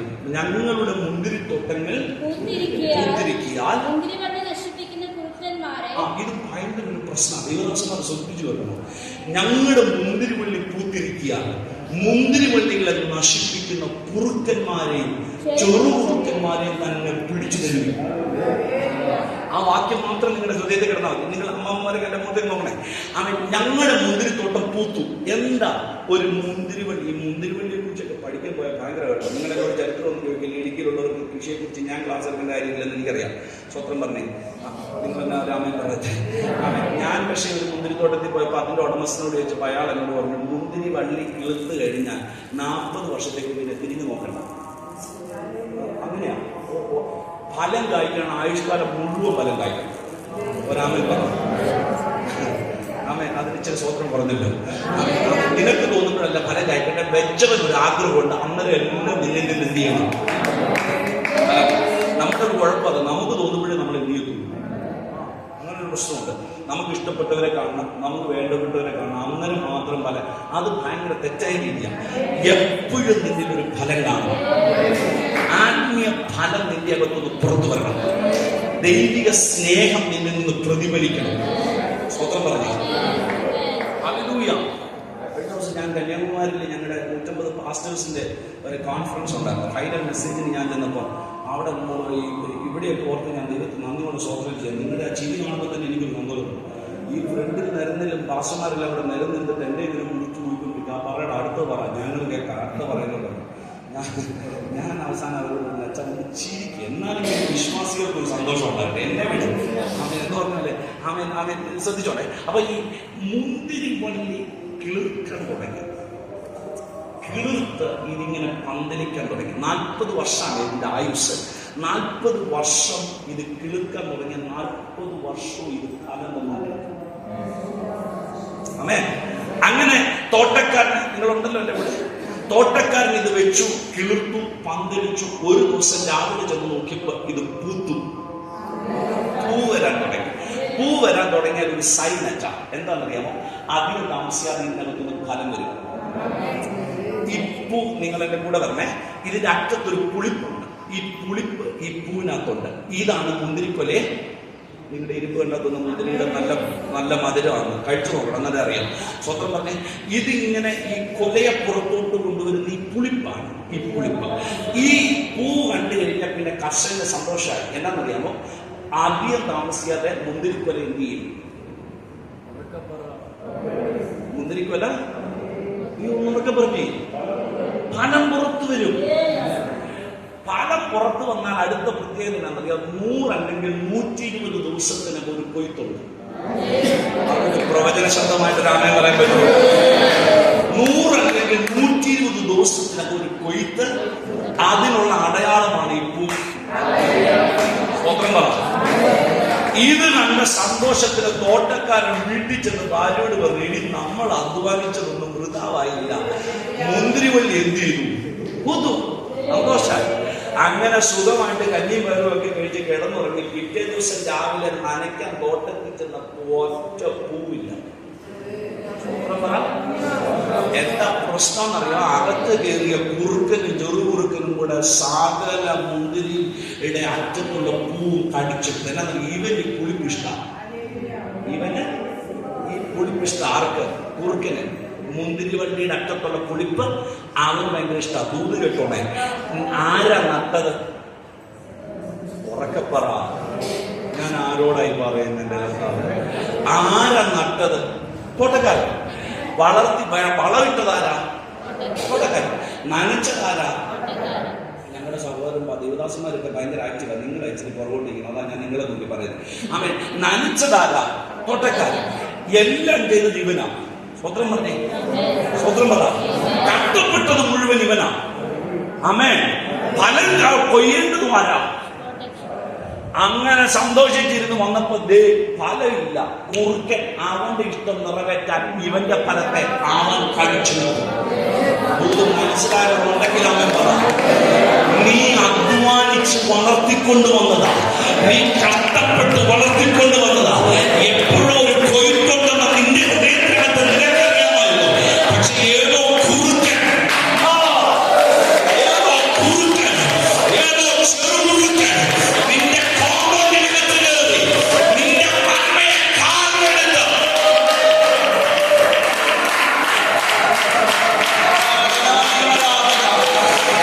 മനസ്സിലായ രാമൻ പറഞ്ഞ് ആരാധിക്കുന്നു.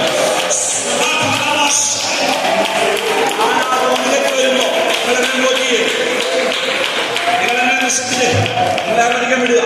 ഞാൻ ആ ദുരിതത്തിലേക്ക് വരുമ്പോൾ ഇത് പറയാതെ പോയി ശരിയാവില്ല. ഈ കുറുക്കിന് ഒരു പ്രത്യേകതയുണ്ട്. അച്ഛൻ ആനെ കുളിക്കാൻ സ്ഥലം വേണം, കരടിക്ക് കുളിക്കാൻ, സിംഹത്തിന് കുളിക്കാൻ സ്ഥലം, കുറുക്കൻ എവിടെയും വരും.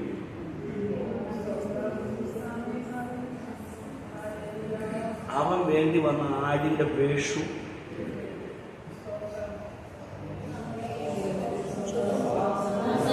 അവൻ വേണ്ടി വന്ന ആത്മീയന്റെ വേഷം ധരിക്കും. ആമേൻ. അവൻ വേണ്ടി വന്ന ആടിനെ പോലെ അഭിനയിക്കും. എന്തിനകത്ത് കയറുന്നറിയാം? നിന്നിൽ നിന്ന് പുറപ്പെടേണ്ട ഫലങ്ങളെ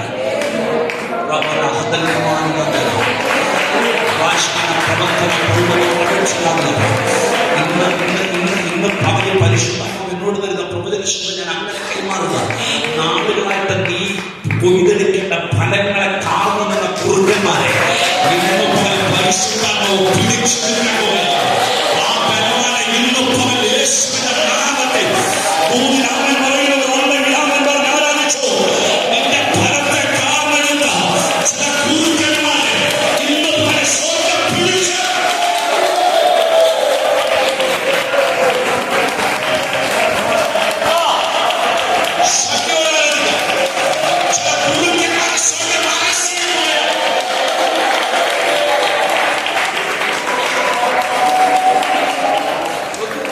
ഭയങ്കരമായിട്ട് ചിന്തിപ്പിച്ചൊരു വിഷയം. സ്വാഭാവികമായിട്ടും അധ്വാനിച്ച നിനക്കാണ് അവകാശം. നിന്റെ തലമുറയെ നീ വളർത്തിക്കൊണ്ടുവന്നത് വളരെ പാടുപെട്ട, നിന്റെ സഭയെ നീ വളർത്തിക്കൊണ്ടുവന്ന പാടുപെട്ട. പക്ഷെ തോട്ടത്തിൽ നുഴഞ്ഞു കയറിയ കുറുക്കൻ നിന്റെ നന്മയെ കാർന്നെടുത്തെങ്കിൽ ഒന്നാമത്തെ പ്രോസസ് ഈ കുറുക്കനെ പിടിച്ച് സ്വർഗ്ഗം പുറത്താക്കും. രണ്ട്, തോട്ടം കെട്ടി അടക്കും. തോട്ടം കെട്ടി അടക്കും. തോട്ടത്തിന് നല്ല ഇടയിൽ ഇന്ന് പരസ്പരോ നിന്റെ സഭയെ കെട്ടി അടച്ച തോട്ടം പോലെ പുറത്തു കിടക്കുന്ന മേഖലകൾ ഇന്ന് പരസ്പരം അടയ്ക്കാൻ പോവുകയാണ്.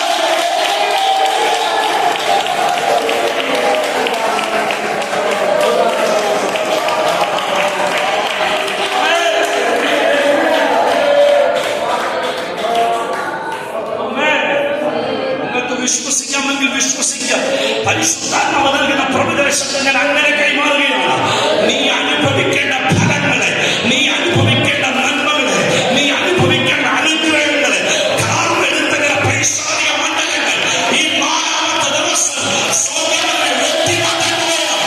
യേശുവിന്റെ നാമത്തിൽ ദൂത് മനസ്സിലാക്കുന്നവർ ആമേൻ പറയൂ.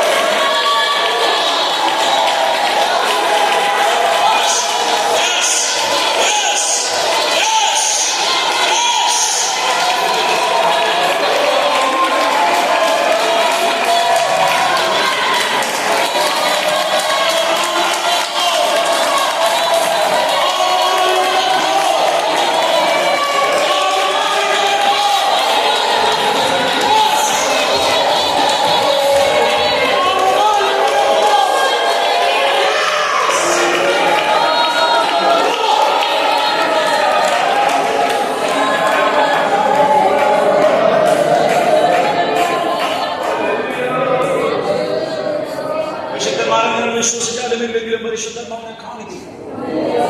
കൈകൊണ്ട് ദൈവം ഒരു അധികാരത്തിന്റെ മോളെ കൈമാറാൻ തുടങ്ങി. ഇനി ഭയം നിന്ന കാലഘട്ടം അവസാനിച്ചു. ആത്മാവിൽ ചെന്ന് വെട്ടാൻ പോവുകയാണ്. ആത്മാവിൽ ചെന്ന് വെട്ടാൻ പോവുകയാണ്. നിന്നെ ഭയപ്പെടുത്തിയതിനെ നീ ഭയപ്പെടുത്തുന്ന ഒരു കാലഘട്ടം. നിന്നെ ഭയപ്പെടുത്തിയതിനെ നീ ഭയപ്പെടുത്തുന്ന ഒരു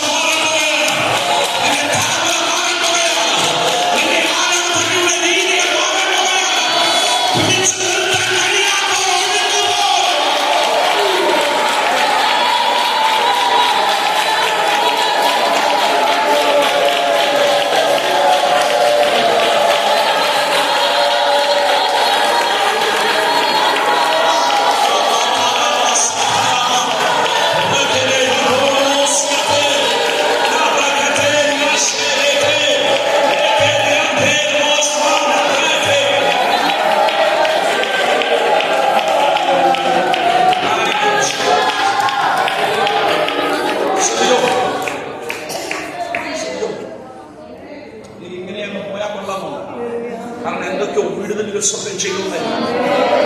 അടുത്തൊരു മേഖലയും കൂടെ തൊട്ടിട്ട് നമുക്ക് ഒരുമിച്ച് ആരാധിക്കാൻ പോകും. എനിക്കൊരു ഉറപ്പാണ്, ഇന്നും പകലിൽ ഒരു അധികാരത്തിന്റെ പകർച്ച നിങ്ങളുടെ മേൽ ചെയ്യുന്നു. അതിന്റെ അർത്ഥം നിങ്ങൾ അധികാരമില്ലാത്തവരാണല്ല. ഒന്നും കൂടെ പുതിയ മൂർച്ച ദൈവം കൂട്ടാൻ പോവുകയാണ്. പുതിയ ശുശ്രൂഷക ദൈവം പകരാൻ പോവുകയാണ്. ഇനി ദേശത്ത് വാഴുന്നത് പൈശാചിക മണ്ഡലങ്ങളാകത്തില്ല. നിന്റെ മേൽ വ്യാപരിക്കുന്ന അഭിഷേകത്താൽ ചില ദേശാധിപത്യ മണ്ഡലങ്ങൾ നിന്റെ മുന്നിൽ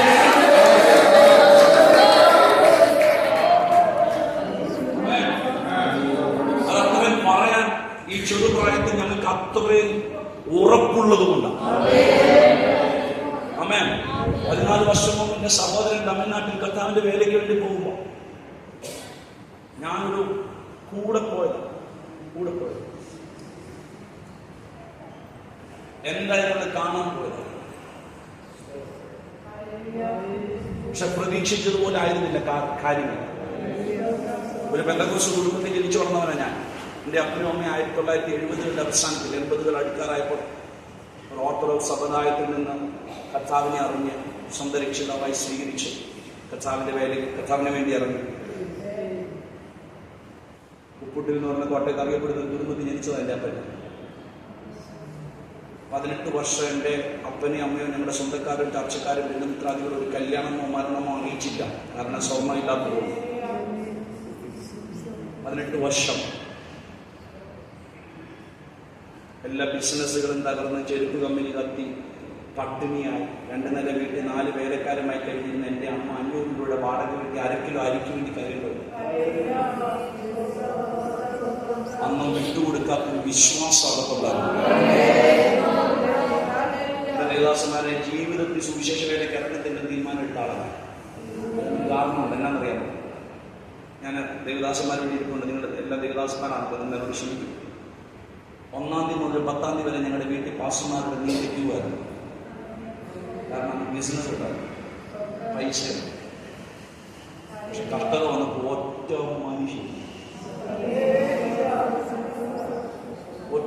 മനുഷ്യൻ സഭക്കാര് വരെ പറഞ്ഞ ആ വീട്ടിൽ കയറുക.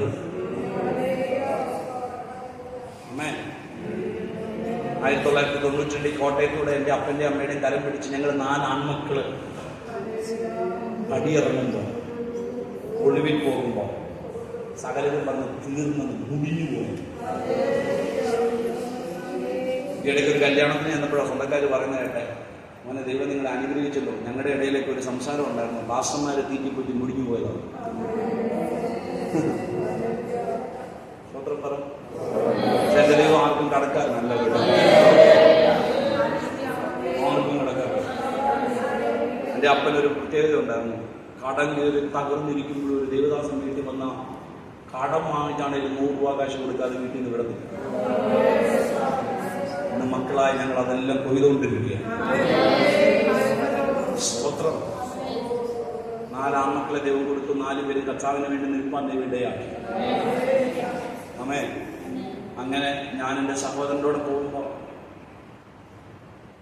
എന്താകുന്നുള്ള പ്രതീക്ഷയോട് അവിടെ ചെന്നു. ഒരു ദേവദാസൻ വന്ന് തലയെ കൈവച്ചിട്ട് പറഞ്ഞു, ഞാൻ സാംസങ് സെയിൽസ് മാനേജറായിട്ട് വർക്ക് ചെയ്യുമ്പോഴേ എൻ്റെ നാട്ടിൽ ഡിസ്കൊക്കെ പോയി കർത്താവിൻ്റെ വേലയ്ക്ക് വേണ്ടി സൗഖ്യമാക്കി, ദൈവം സൗഖ്യമാക്കി. ഞാൻ പൂർണ്ണ സമയം കർത്താവിൻ്റെ വേലയ്ക്ക് വേണ്ടി ഇറങ്ങുന്നു. അന്നൊരു ദേവദാസൻ വന്ന് തലയെ കൈവച്ചിട്ട് പറഞ്ഞു, നിന്നെ പന്തെറിയുന്നത് പോലെ ഞാൻ എറിയും, രാജ്യങ്ങളിൽ നീ പോകും. കേൾക്കുമ്പോൾ ആമ്യം പറയാതിരിക്കാൻ പറ്റുമോ? മറിയോട് ദൂതനിറങ്ങിയൊരു ദൂത് പറഞ്ഞു, നിന്റെ മുതലത്തിലൊരു കുഞ്ഞി എനിക്ക് ഇമ്മാനുവേലിന്റെ പേരിടുന്ന അത്യുന്നതിന്റെ.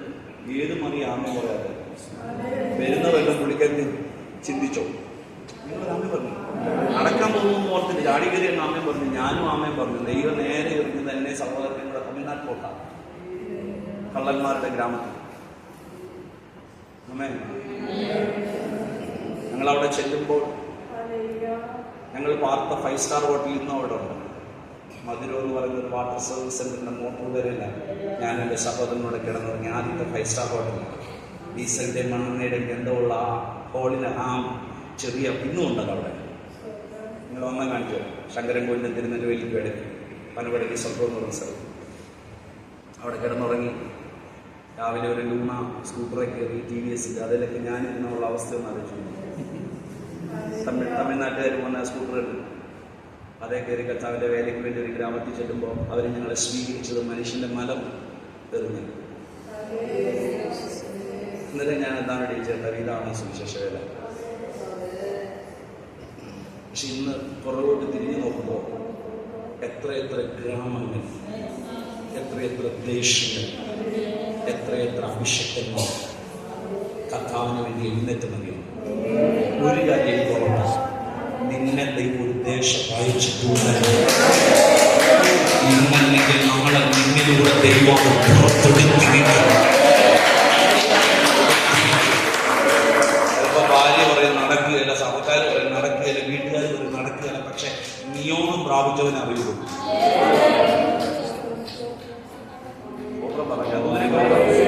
രണ്ടാമത്തെ പ്രശ്നം കുറുക്കനാണ്. കാഴ്ചക്കാലത്തെ എനിക്കിനി ഒത്തിരി വിശദീകരിക്കാനുണ്ട് കേട്ടോ, പക്ഷെ അതെടുത്ത് അടുത്ത പോയിന്റ് എടുക്കാൻ പറ്റില്ല. അതിനകത്തൊരു ഇമ്പോർട്ടൻസ് ഉണ്ട്, അതിലേക്ക് വരും. അപ്പൊ മൂന്നാമത്തെ പ്രശ്നം, ഒന്നാമത്തെ പ്രശ്നം നമ്മൾ ഡീൽ ചെയ്തു. ഒന്നാമത്തെ പ്രശ്നം എന്തായിരുന്നു? വിത്ത് മറുപടിയുണ്ട് അടിമാലിക്കാർക്ക്. നിങ്ങളെല്ലാം അടിമാലിക്കാരാണെന്ന് ഞാൻ പറയത്തില്ല കേട്ടോ, എന്നാൽ ഇവിടെ മെസ്സേജിനോട്ടൊക്കെ പറഞ്ഞാൽ ഇട്ട വിത്തിനെ കിളിപ്പിക്കില്ല. വെള്ളത്തിലൂടെ പറയുന്നത് അത് ഡീൽ ചെയ്തു. രണ്ടാമത്തത് കിളുത്ത് വന്നതിനെ ഫലം തരത്തില്ല, അതിനെ കുറുക്കനെ പിടിച്ചു കളയും. ഇനി മൂന്നാമത്തെ പ്രശ്നം കൊയ്ത്ത് തരത്തില്ല. കിളുത്തോട്ടെ, വളർന്നോട്ടെ, ഫലം കഴിച്ചോട്ടെ, കൊയ്ത്ത് നിനക്ക് എന്ത് ചെയ്യില്ല. വായിച്ച ന്യായാധിപന്മാരുടെ പുസ്തകം, വളരെ പരിചിതമായ ഭാഗങ്ങളെ കൂടുതൽ. ന്യായാധിപന്മാരുടെ പുസ്തകം 6-ാം അധ്യായം 3 മുതലുള്ള വാക്യങ്ങൾ പെട്ടെന്ന് വായിച്ചു. ഇസ്രായേൽ വിതച്ചിരിക്കുമ്പോൾ മിദ്യാനിലും അമാലേക്കിലും കിഴക്ക് ദേശക്കാരും അവരുടെ നേരെ വരും. അവർ അവർക്ക് വിരോധമായി പാളയം ഇറങ്ങി ഗസ്സ വരെ നാട്ടിലെ വിള നശിപ്പിക്കും. ഇസ്രായേലിന് ആഹാരമോ ആടോ മാടോ കഴുതയോ ഒന്നും ശേഷിപ്പിക്കുകയില്ല. അവർ തങ്ങളുടെ കന്നുകാലികളും കൂടാരങ്ങളുമായി പുറപ്പെട്ട് വെട്ടിക്കിളി പോലെ കൂട്ടമായി വരും. അവരും അവരുടെ ഒട്ടകങ്ങളും അസംഖ്യമായിരുന്നു. അവർ ദേശത്ത് കടന്ന് നാശം ചെയ്യും. ഇങ്ങനെ മിദ്യാനരാൽ ഇസ്രായേൽ ഏറ്റവും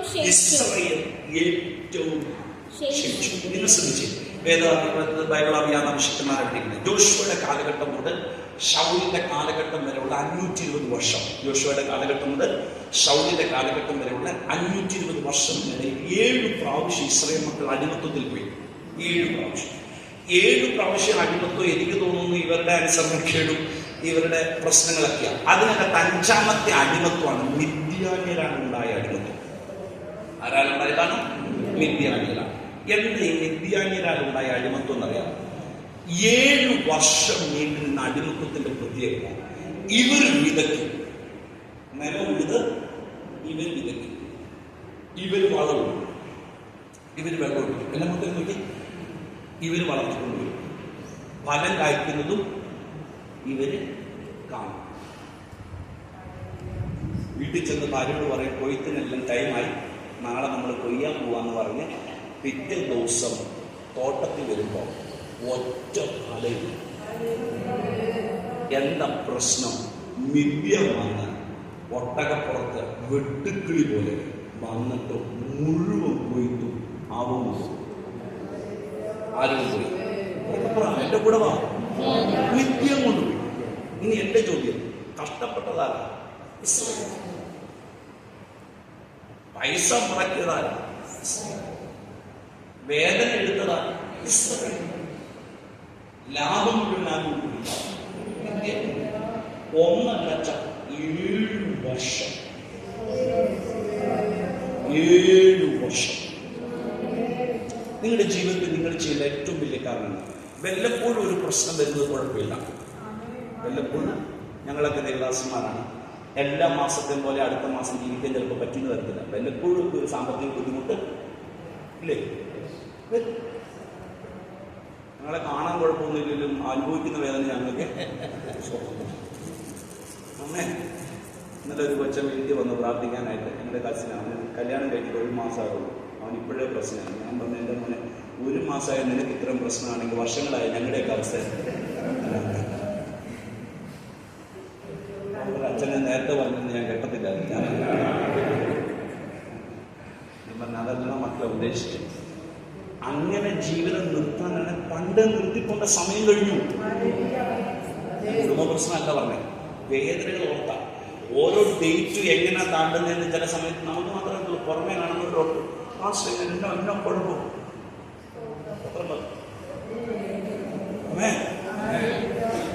അപ്പൊ ഒരു പ്രശ്നം നിങ്ങളുടെ ജീവിതത്തിൽ വന്നാൽ വല്ലപ്പോഴും ഒരു പ്രശ്നം വരാം, പക്ഷെ അത് തുടർമാനമായിട്ട് വരുന്നുണ്ടെങ്കിൽ നിങ്ങൾ ദൈവത്തോട് ചോദിക്കും. ദാവീദിന്റെ ജീവിതത്തിൽ 3 വർഷം നീണ്ടു നിൽക്കുന്ന ക്ഷാമമുണ്ട്. 1ാമത്തെ വർഷം ദാവീദ് വിചാരിച്ചത് നാച്ചുറൽ, സാധാരണമായിട്ട് വരുന്നത്. 2ാമത്തെ വർഷം വന്നപ്പോഴും ദാവീദ് വിചാരിച്ചു, ഓട്ടെ, കാലമല്ല, അങ്ങനെ വരും. എന്റെ മുഖത്തേക്ക് നോക്ക്, കാറ്റൊക്കെ അടിക്കൊക്കെ നല്ലതല്ലേ, തണുപ്പൊക്കെ കിട്ടുന്നത്. 3ാമത്തെ വർഷം വന്നപ്പോൾ ദാവീദിന് മനസ്സിലായി, ഇത് സാധാരണ അല്ല, ഇതിനകത്ത് എന്തോ ഒരു പ്രശ്നം. അപ്പൊ ഏത് പ്രശ്നത്തിന്റെ നടുവിൽ നിങ്ങൾ ദൈവത്തോട് ചോദിക്കണം. ഒന്നുകിൽ അത് ദൈവം അനുവദിച്ചതായിരിക്കും. ദൈവം അനുവദിച്ചതാണെങ്കിൽ അത് അനുഭവിച്ചേ പറ്റും. അതിനകത്തൊന്നും ഒളിച്ചോടാൻ പറ്റില്ല. കാരണം നിന്നെ മോൾഡ് ചെയ്തുകൊണ്ടിരിക്കുക. ആദ്യം പറഞ്ഞ ഇരുമ്പായാലും മൂർച്ചയില്ലാതായിട്ട് വായ്ത്തല തയ്ക്കാതിരുന്നാൽ അത് ഉപയോഗിക്കുന്നവൻ ഏറെ ബലം പ്രയോഗിക്കും. അപ്പൊ മൂർച്ച പോയ ഇരുമ്പായാലും പിന്നെ എങ്ങനെ മൂർച്ച കൊടുക്കും? കൊല്ലലാലെ കൊണ്ടേ, തീച്ചുള വെക്കട്ടെ, അടി കൊള്ളണ്ടേ, എന്നാലെല്ലാം മൂർച്ച കൊടുക്കും. അത് പ്രോസസ്സാണ്, അതിന് മാറ്റമില്ല. പക്ഷെ പിശാച് കൊണ്ടുവന്നതാണെങ്കിൽ നിങ്ങൾ അതിനോട് എതിർത്ത് നിന്നേ പറ്റും. ഇത് 7 വർഷം ഒരേ സിറ്റുവേഷൻ, ഒരു മാറ്റമില്ല, ഒരു ചേഞ്ചുമില്ല. 7 വർഷമായിട്ട് എന്ന് നട്ടോ അന്ന് മുതൽ ഇന്ന് വരെ ഒരു മാറ്റവും ഒരേ രീതി. ഇനി ഈ ഭാഗമൊന്നും വിശദീകരിക്കേണ്ട ആവശ്യമില്ല, നിങ്ങളുടെ ദേവദാസന്മാരാണല്ലോ. 7ാമത്തെ വർഷം ഇസ്രായേലിനകത്തുനിന്ന് ഒരുവൻ എഴുന്നേറ്റു. അവന്റെ പേര് ഗിദെയോൻ. ഇവിടെ ദേവദാസനോട് സൂചിപ്പിച്ചു. അതാ ഞാൻ പറഞ്ഞു, ഇതെല്ലാം കണക്റ്റഡ് ആയിട്ട് വന്ന അതുകൊണ്ട്. അല്ലെങ്കിൽ ഞാൻ ഇത് എടുക്കുകയല്ല. ദേവദാസൻ പ്രാർത്ഥിച്ചുകൊണ്ടിരുന്നപ്പോൾ ഈ ദിവസം പാട്ട് പാടി നിങ്ങളെ ആരാധിച്ചപ്പോൾ ഈ സംഭവം തൊട്ടതുകൊണ്ടാണ് ഞാൻ അതിലേക്ക് വരുന്നത്.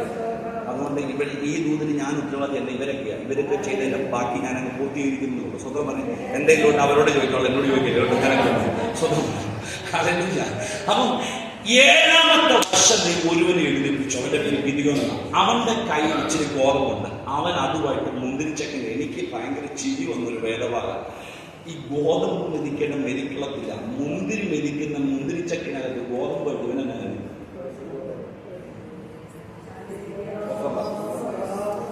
മുന്തിരിച്ചക്കിനകത്ത് ഗോതമ്പ് മെതിക്കാൻ പറ്റുകയില്ല. എന്നാൽ ഇവ ഗോതമ്പുമായിട്ട് അത് അവന്റെ വിശ്വാസം. ഒരാമൻ പറഞ്ഞു, ഒരാമൻ പറയണം.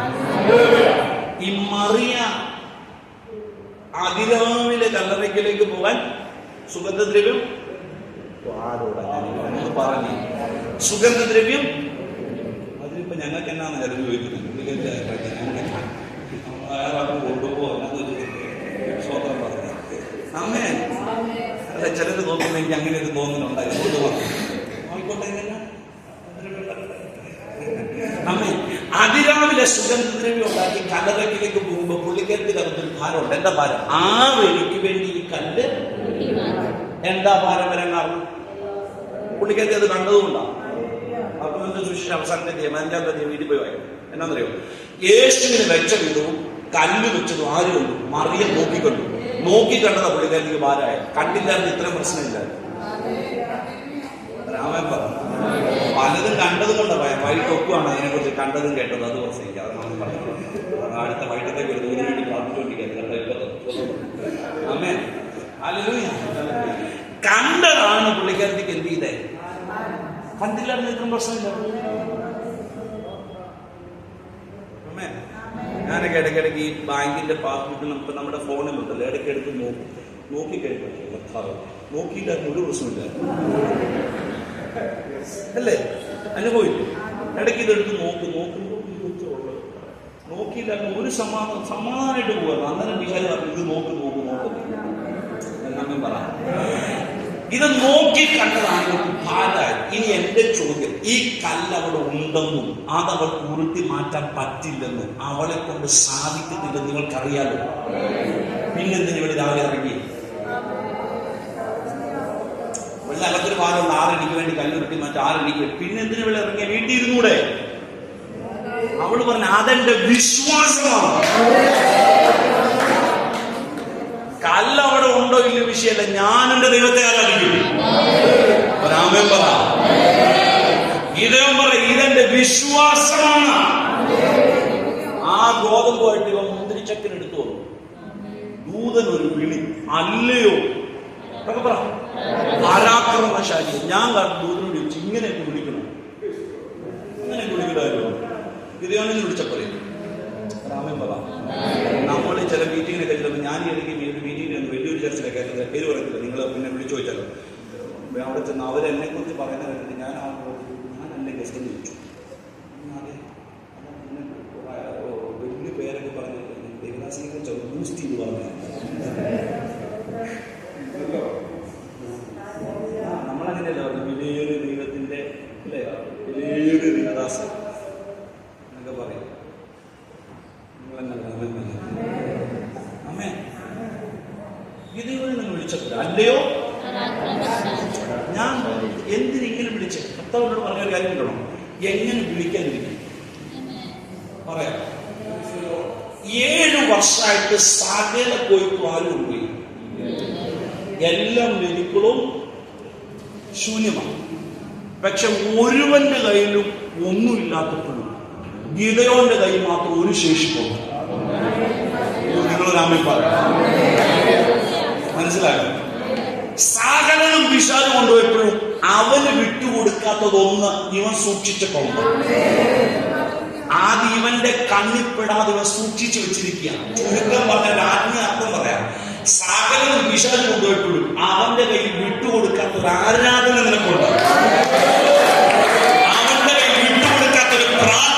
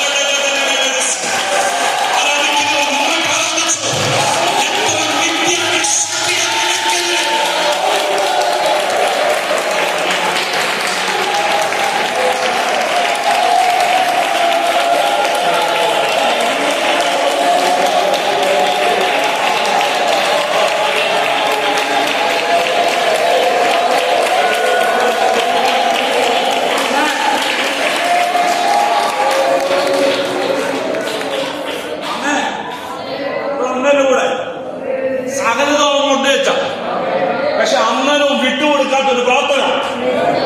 ഒരാമേൻ പറഞ്ഞേ. കത്തറ ഇല്ലാണ്ടിട്ടല്ല, വേദന ഇല്ലാണ്ടിട്ടല്ല, കണ്ണുനീരില്ലാണ്ടിട്ടല്ല, പക്ഷെ അന്നേരവും മുട്ടുകൊടുക്കുന്ന, അന്നേരവും പ്രാർത്ഥിക്കുന്ന ആ നിന്നെ വിളിക്കുന്ന പേരാ പരാക്രമശാലി.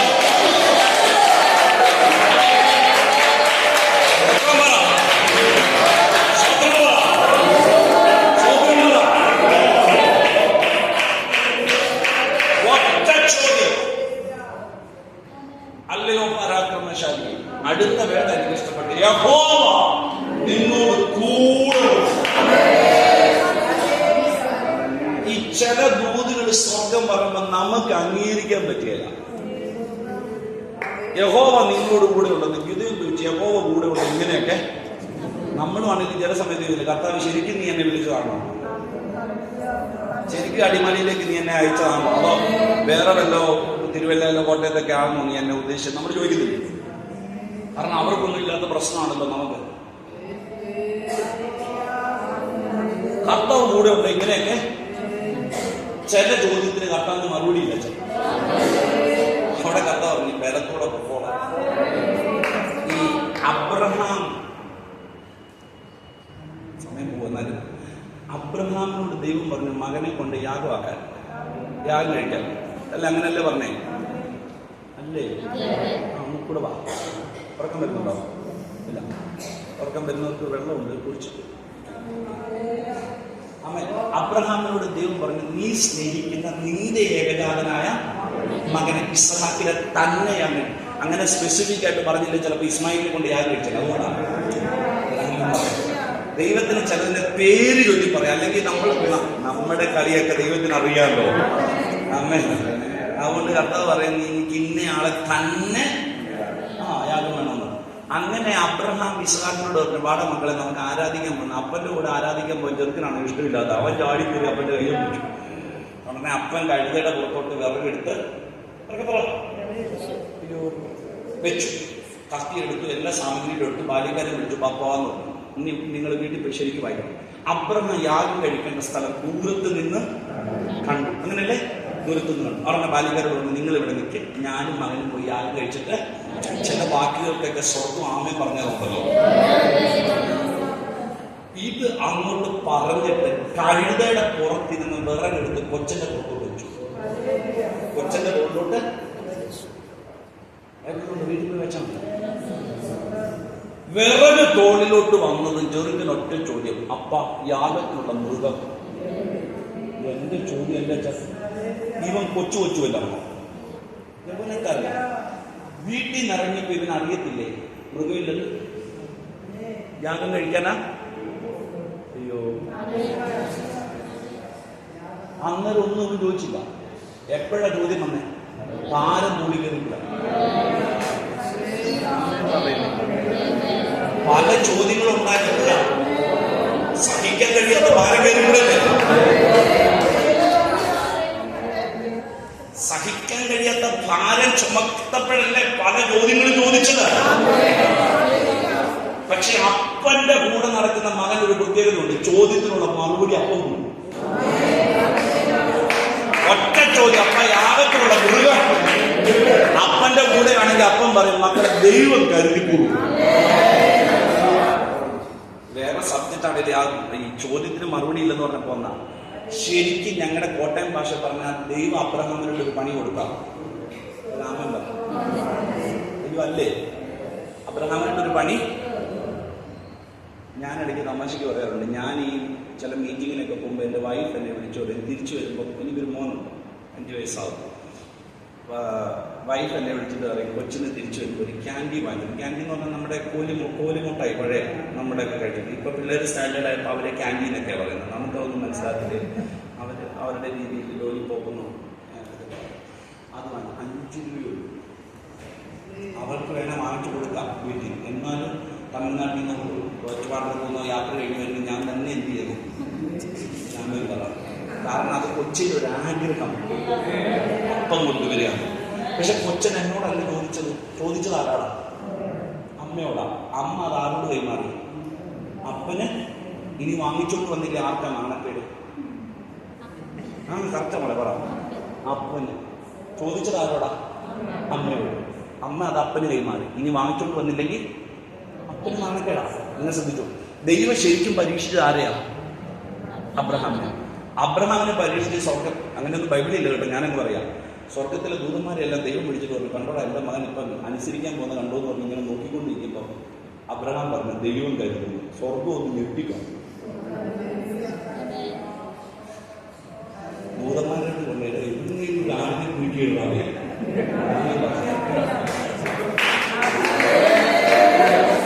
ചില ചോദ്യങ്ങൾക്ക് മറുപടി ഇല്ലാതെ വന്നപ്പോൾ നീ വിശ്വാസത്താൽ പറഞ്ഞില്ല, ദൈവം കരുതുന്ന സ്വർഗം ആമേൻ പറയാറുണ്ട്.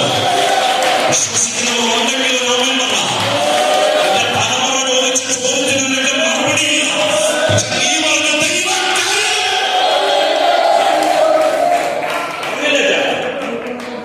അവരുടെയൊക്കെ കണ്ണെന്നറിയുന്നു.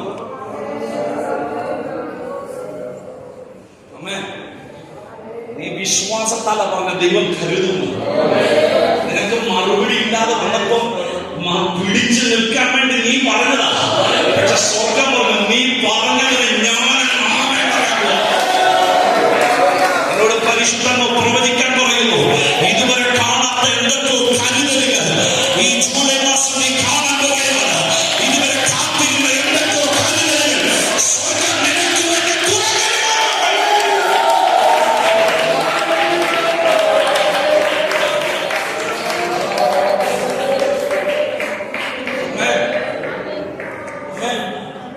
വിഷയത്തിലേക്ക് വേണമെന്നില്ല. ദൈവനോട് സ്വർഗം പറഞ്ഞു, ഈ ബലത്തോടെ പോകണം.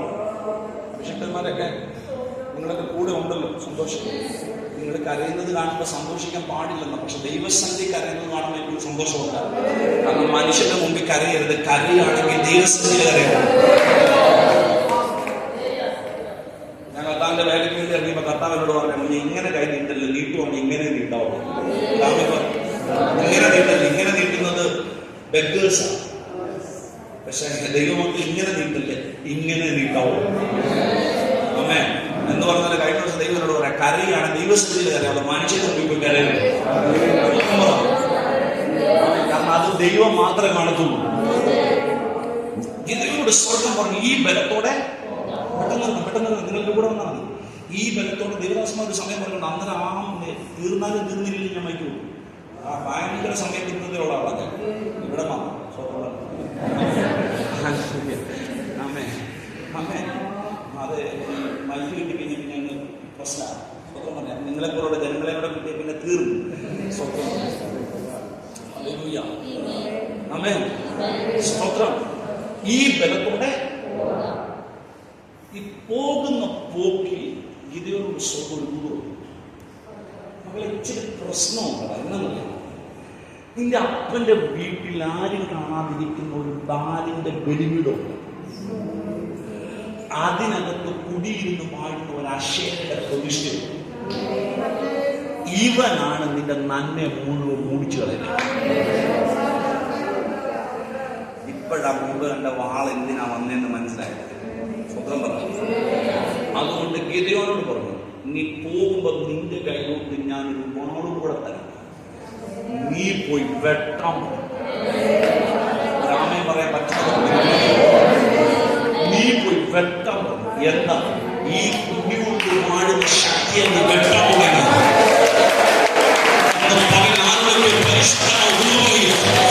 നിന്റെ കൊയ്ത്തിനെ മുഴുവൻ കാണുന്നില്ല. മണ്ഡലങ്ങൾ വെട്ടുക. ഇന്ന് പോലെ ചില കൈയിലോട്ട് ഒരു അധികാരത്തിന്റെ കൈമാറ്റം കൈമാറുകയാണ്. വിശ്വസിക്കുന്നവരുണ്ടെങ്കിൽ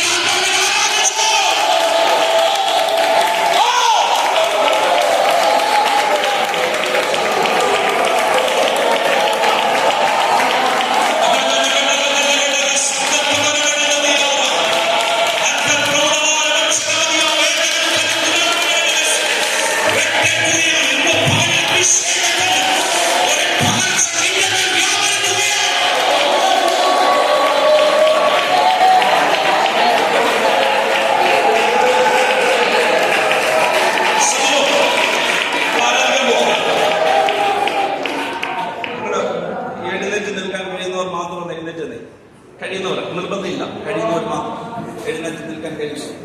ഇരിക്കേണ്ടവർ ഇരുന്നോണേ, ഒരു നിർബന്ധവുമില്ല. നിങ്ങൾക്ക് ഇടയ്ക്ക് ഇരിക്കണമെങ്കിൽ ഇരിക്കാൻ, നോ പ്രോബ്ലം, ഒരു പ്രശ്നമില്ല. ഞാൻ നിങ്ങളെ എഴുന്നേപ്പിച്ചെന്നെങ്കിൽ അല്ലെ ഞാൻ നിർത്തുകയല്ല, ഞാൻ ഇങ്ങനെ നീട്ടിക്കൊണ്ടു ദൂരം പറഞ്ഞ് നിർത്തുമ്പോൾ ശ്രദ്ധിച്ചോണേ. വെട്ടേണ്ടതിന് വെട്ടേണ്ട സമയത്ത് വെട്ടണം, തകർക്കേണ്ടതിനെ തകർക്കേണ്ട സമയത്ത് തകർക്കണം. ഇല്ലെങ്കിൽ അത് നിന്റെ മേൽ ആധിപത്യമാണ്. ഈ ദാവീദിനോട് ഞാൻ ചോദിച്ചു, ഒത്തിരി ഇടയന്മാരുണ്ടല്ലോ, ഒത്തിരി ഇടയന്മാർ. എന്റെ ജ്യേഷ്ഠമല്ല പ്രസിദ്ധ പല ഇടയന്മാരും കരടി കാണുന്നുണ്ട്. സിംഹത്തെ അവരെല്ലാം രാവിലെ മാവിന്റെ മേലിൽ കയറി കുടിച്ചു, ആടുപോലെ സാധനം. ഒരാട് പോയ നാളെ വേറെ 10 ആടിനെ നമുക്ക് എന്നാ 2 ദിവസത്തില് കടുക്കിനിട്ടാൻ പോയ, കാത് കുത്തിയാൻ പോയ കടുക്കിനിട്ടാൻ പോയ എന്തിനുമാണ് നിങ്ങൾക്ക് അറിയാം. അത് സ്വന്തം പറഞ്ഞു നിങ്ങൾക്കാൾ നിങ്ങൾക്ക് നന്നായിട്ട് അറിയാം. ആമേൻ. പലരും ഓടി ഓടിച്ചു, പക്ഷെ ദാവീദ് മാത്രം നെഞ്ചും വിരിച്ചും ശത്രുവിനെ നേരിടുക. ഞാൻ ദാവീദിനോട് ചോദിച്ചു, എന്തിനാ ഇങ്ങനെ ഒരു ആക്രമണം നടത്തേണ്ട ആവശ്യമുണ്ടോ? ഉണ്ടോ? ഒരിടയിൽ 100 ആടുകൊണ്ട് ഇരിക്കട്ടെ. അങ്ങനെ ദാവീദിന് 100 ആടുകൊണ്ട് വെച്ചു. ഒരെണ്ണത്തെ സിംഹം കൊണ്ട്, ഒരെണ്ണത്തെ കരടി കൊണ്ട്, ബാക്കി 98 വീട്ടിൽ കൂടെ രാമൻ പറ. 2 പോയുള്ളൂ. 2 വിശ്വാസികൾ പോയി ഇത്ര വീട്ടിൽ കയറിയിരിക്കുന്നത്, ബാക്കി 98 നമ്മുടെ കയ്യിലുണ്ട്. പക്ഷെ ദാവീദ് പറഞ്ഞ അങ്ങനെ വിട്ടുകൊടുക്കില്ല. ഇന്ന് വിട്ടുകൊടുത്താൽ നാളെ ഇവൻ വീണ്ടും ആധിക്യം പറയും. ഇന്ന് ഇവരെ തകർത്ത മറ്റുള്ള ഇടയന്മാരെ എനിക്കറിയില്ല, പക്ഷെ എന്റെ ആളുകളെ കൊണ്ടുകയല്ല. രാമൻ പറയാൻ പറ്റുന്ന ഇന്നും പകലിശ്വരന്റെ കൈകൊണ്ടൊരു അധികാരത്തിന്റെ കൈമാറ്റത്തെ കൈമാറുകയോ വിശ്വസിക്കാമെങ്കിൽ വിശ്വസിച്ചോ. ചിലരെ ആത്മാവ് ഇന്ന് പകൽ ഈ അടിമാലിയിൽ വാഴുന്ന സകല ദേശാദികളുടെ ഇന്ന് പകൽ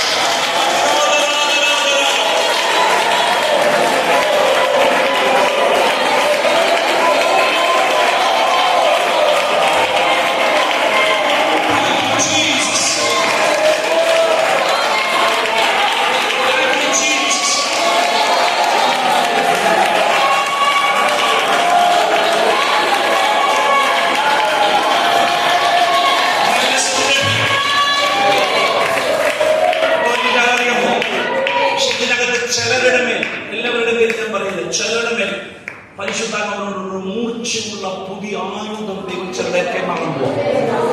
നിങ്ങൾ കേട്ടില്ല? മൂർച്ചയുള്ള പുതിയൊരു ആയുധം ചിലരുടെ മേൽ കൈമാറാൻ പോകും. മറഞ്ഞിരിക്കുന്ന ചിലരെ ആത്മാവിൽ വെട്ടാം.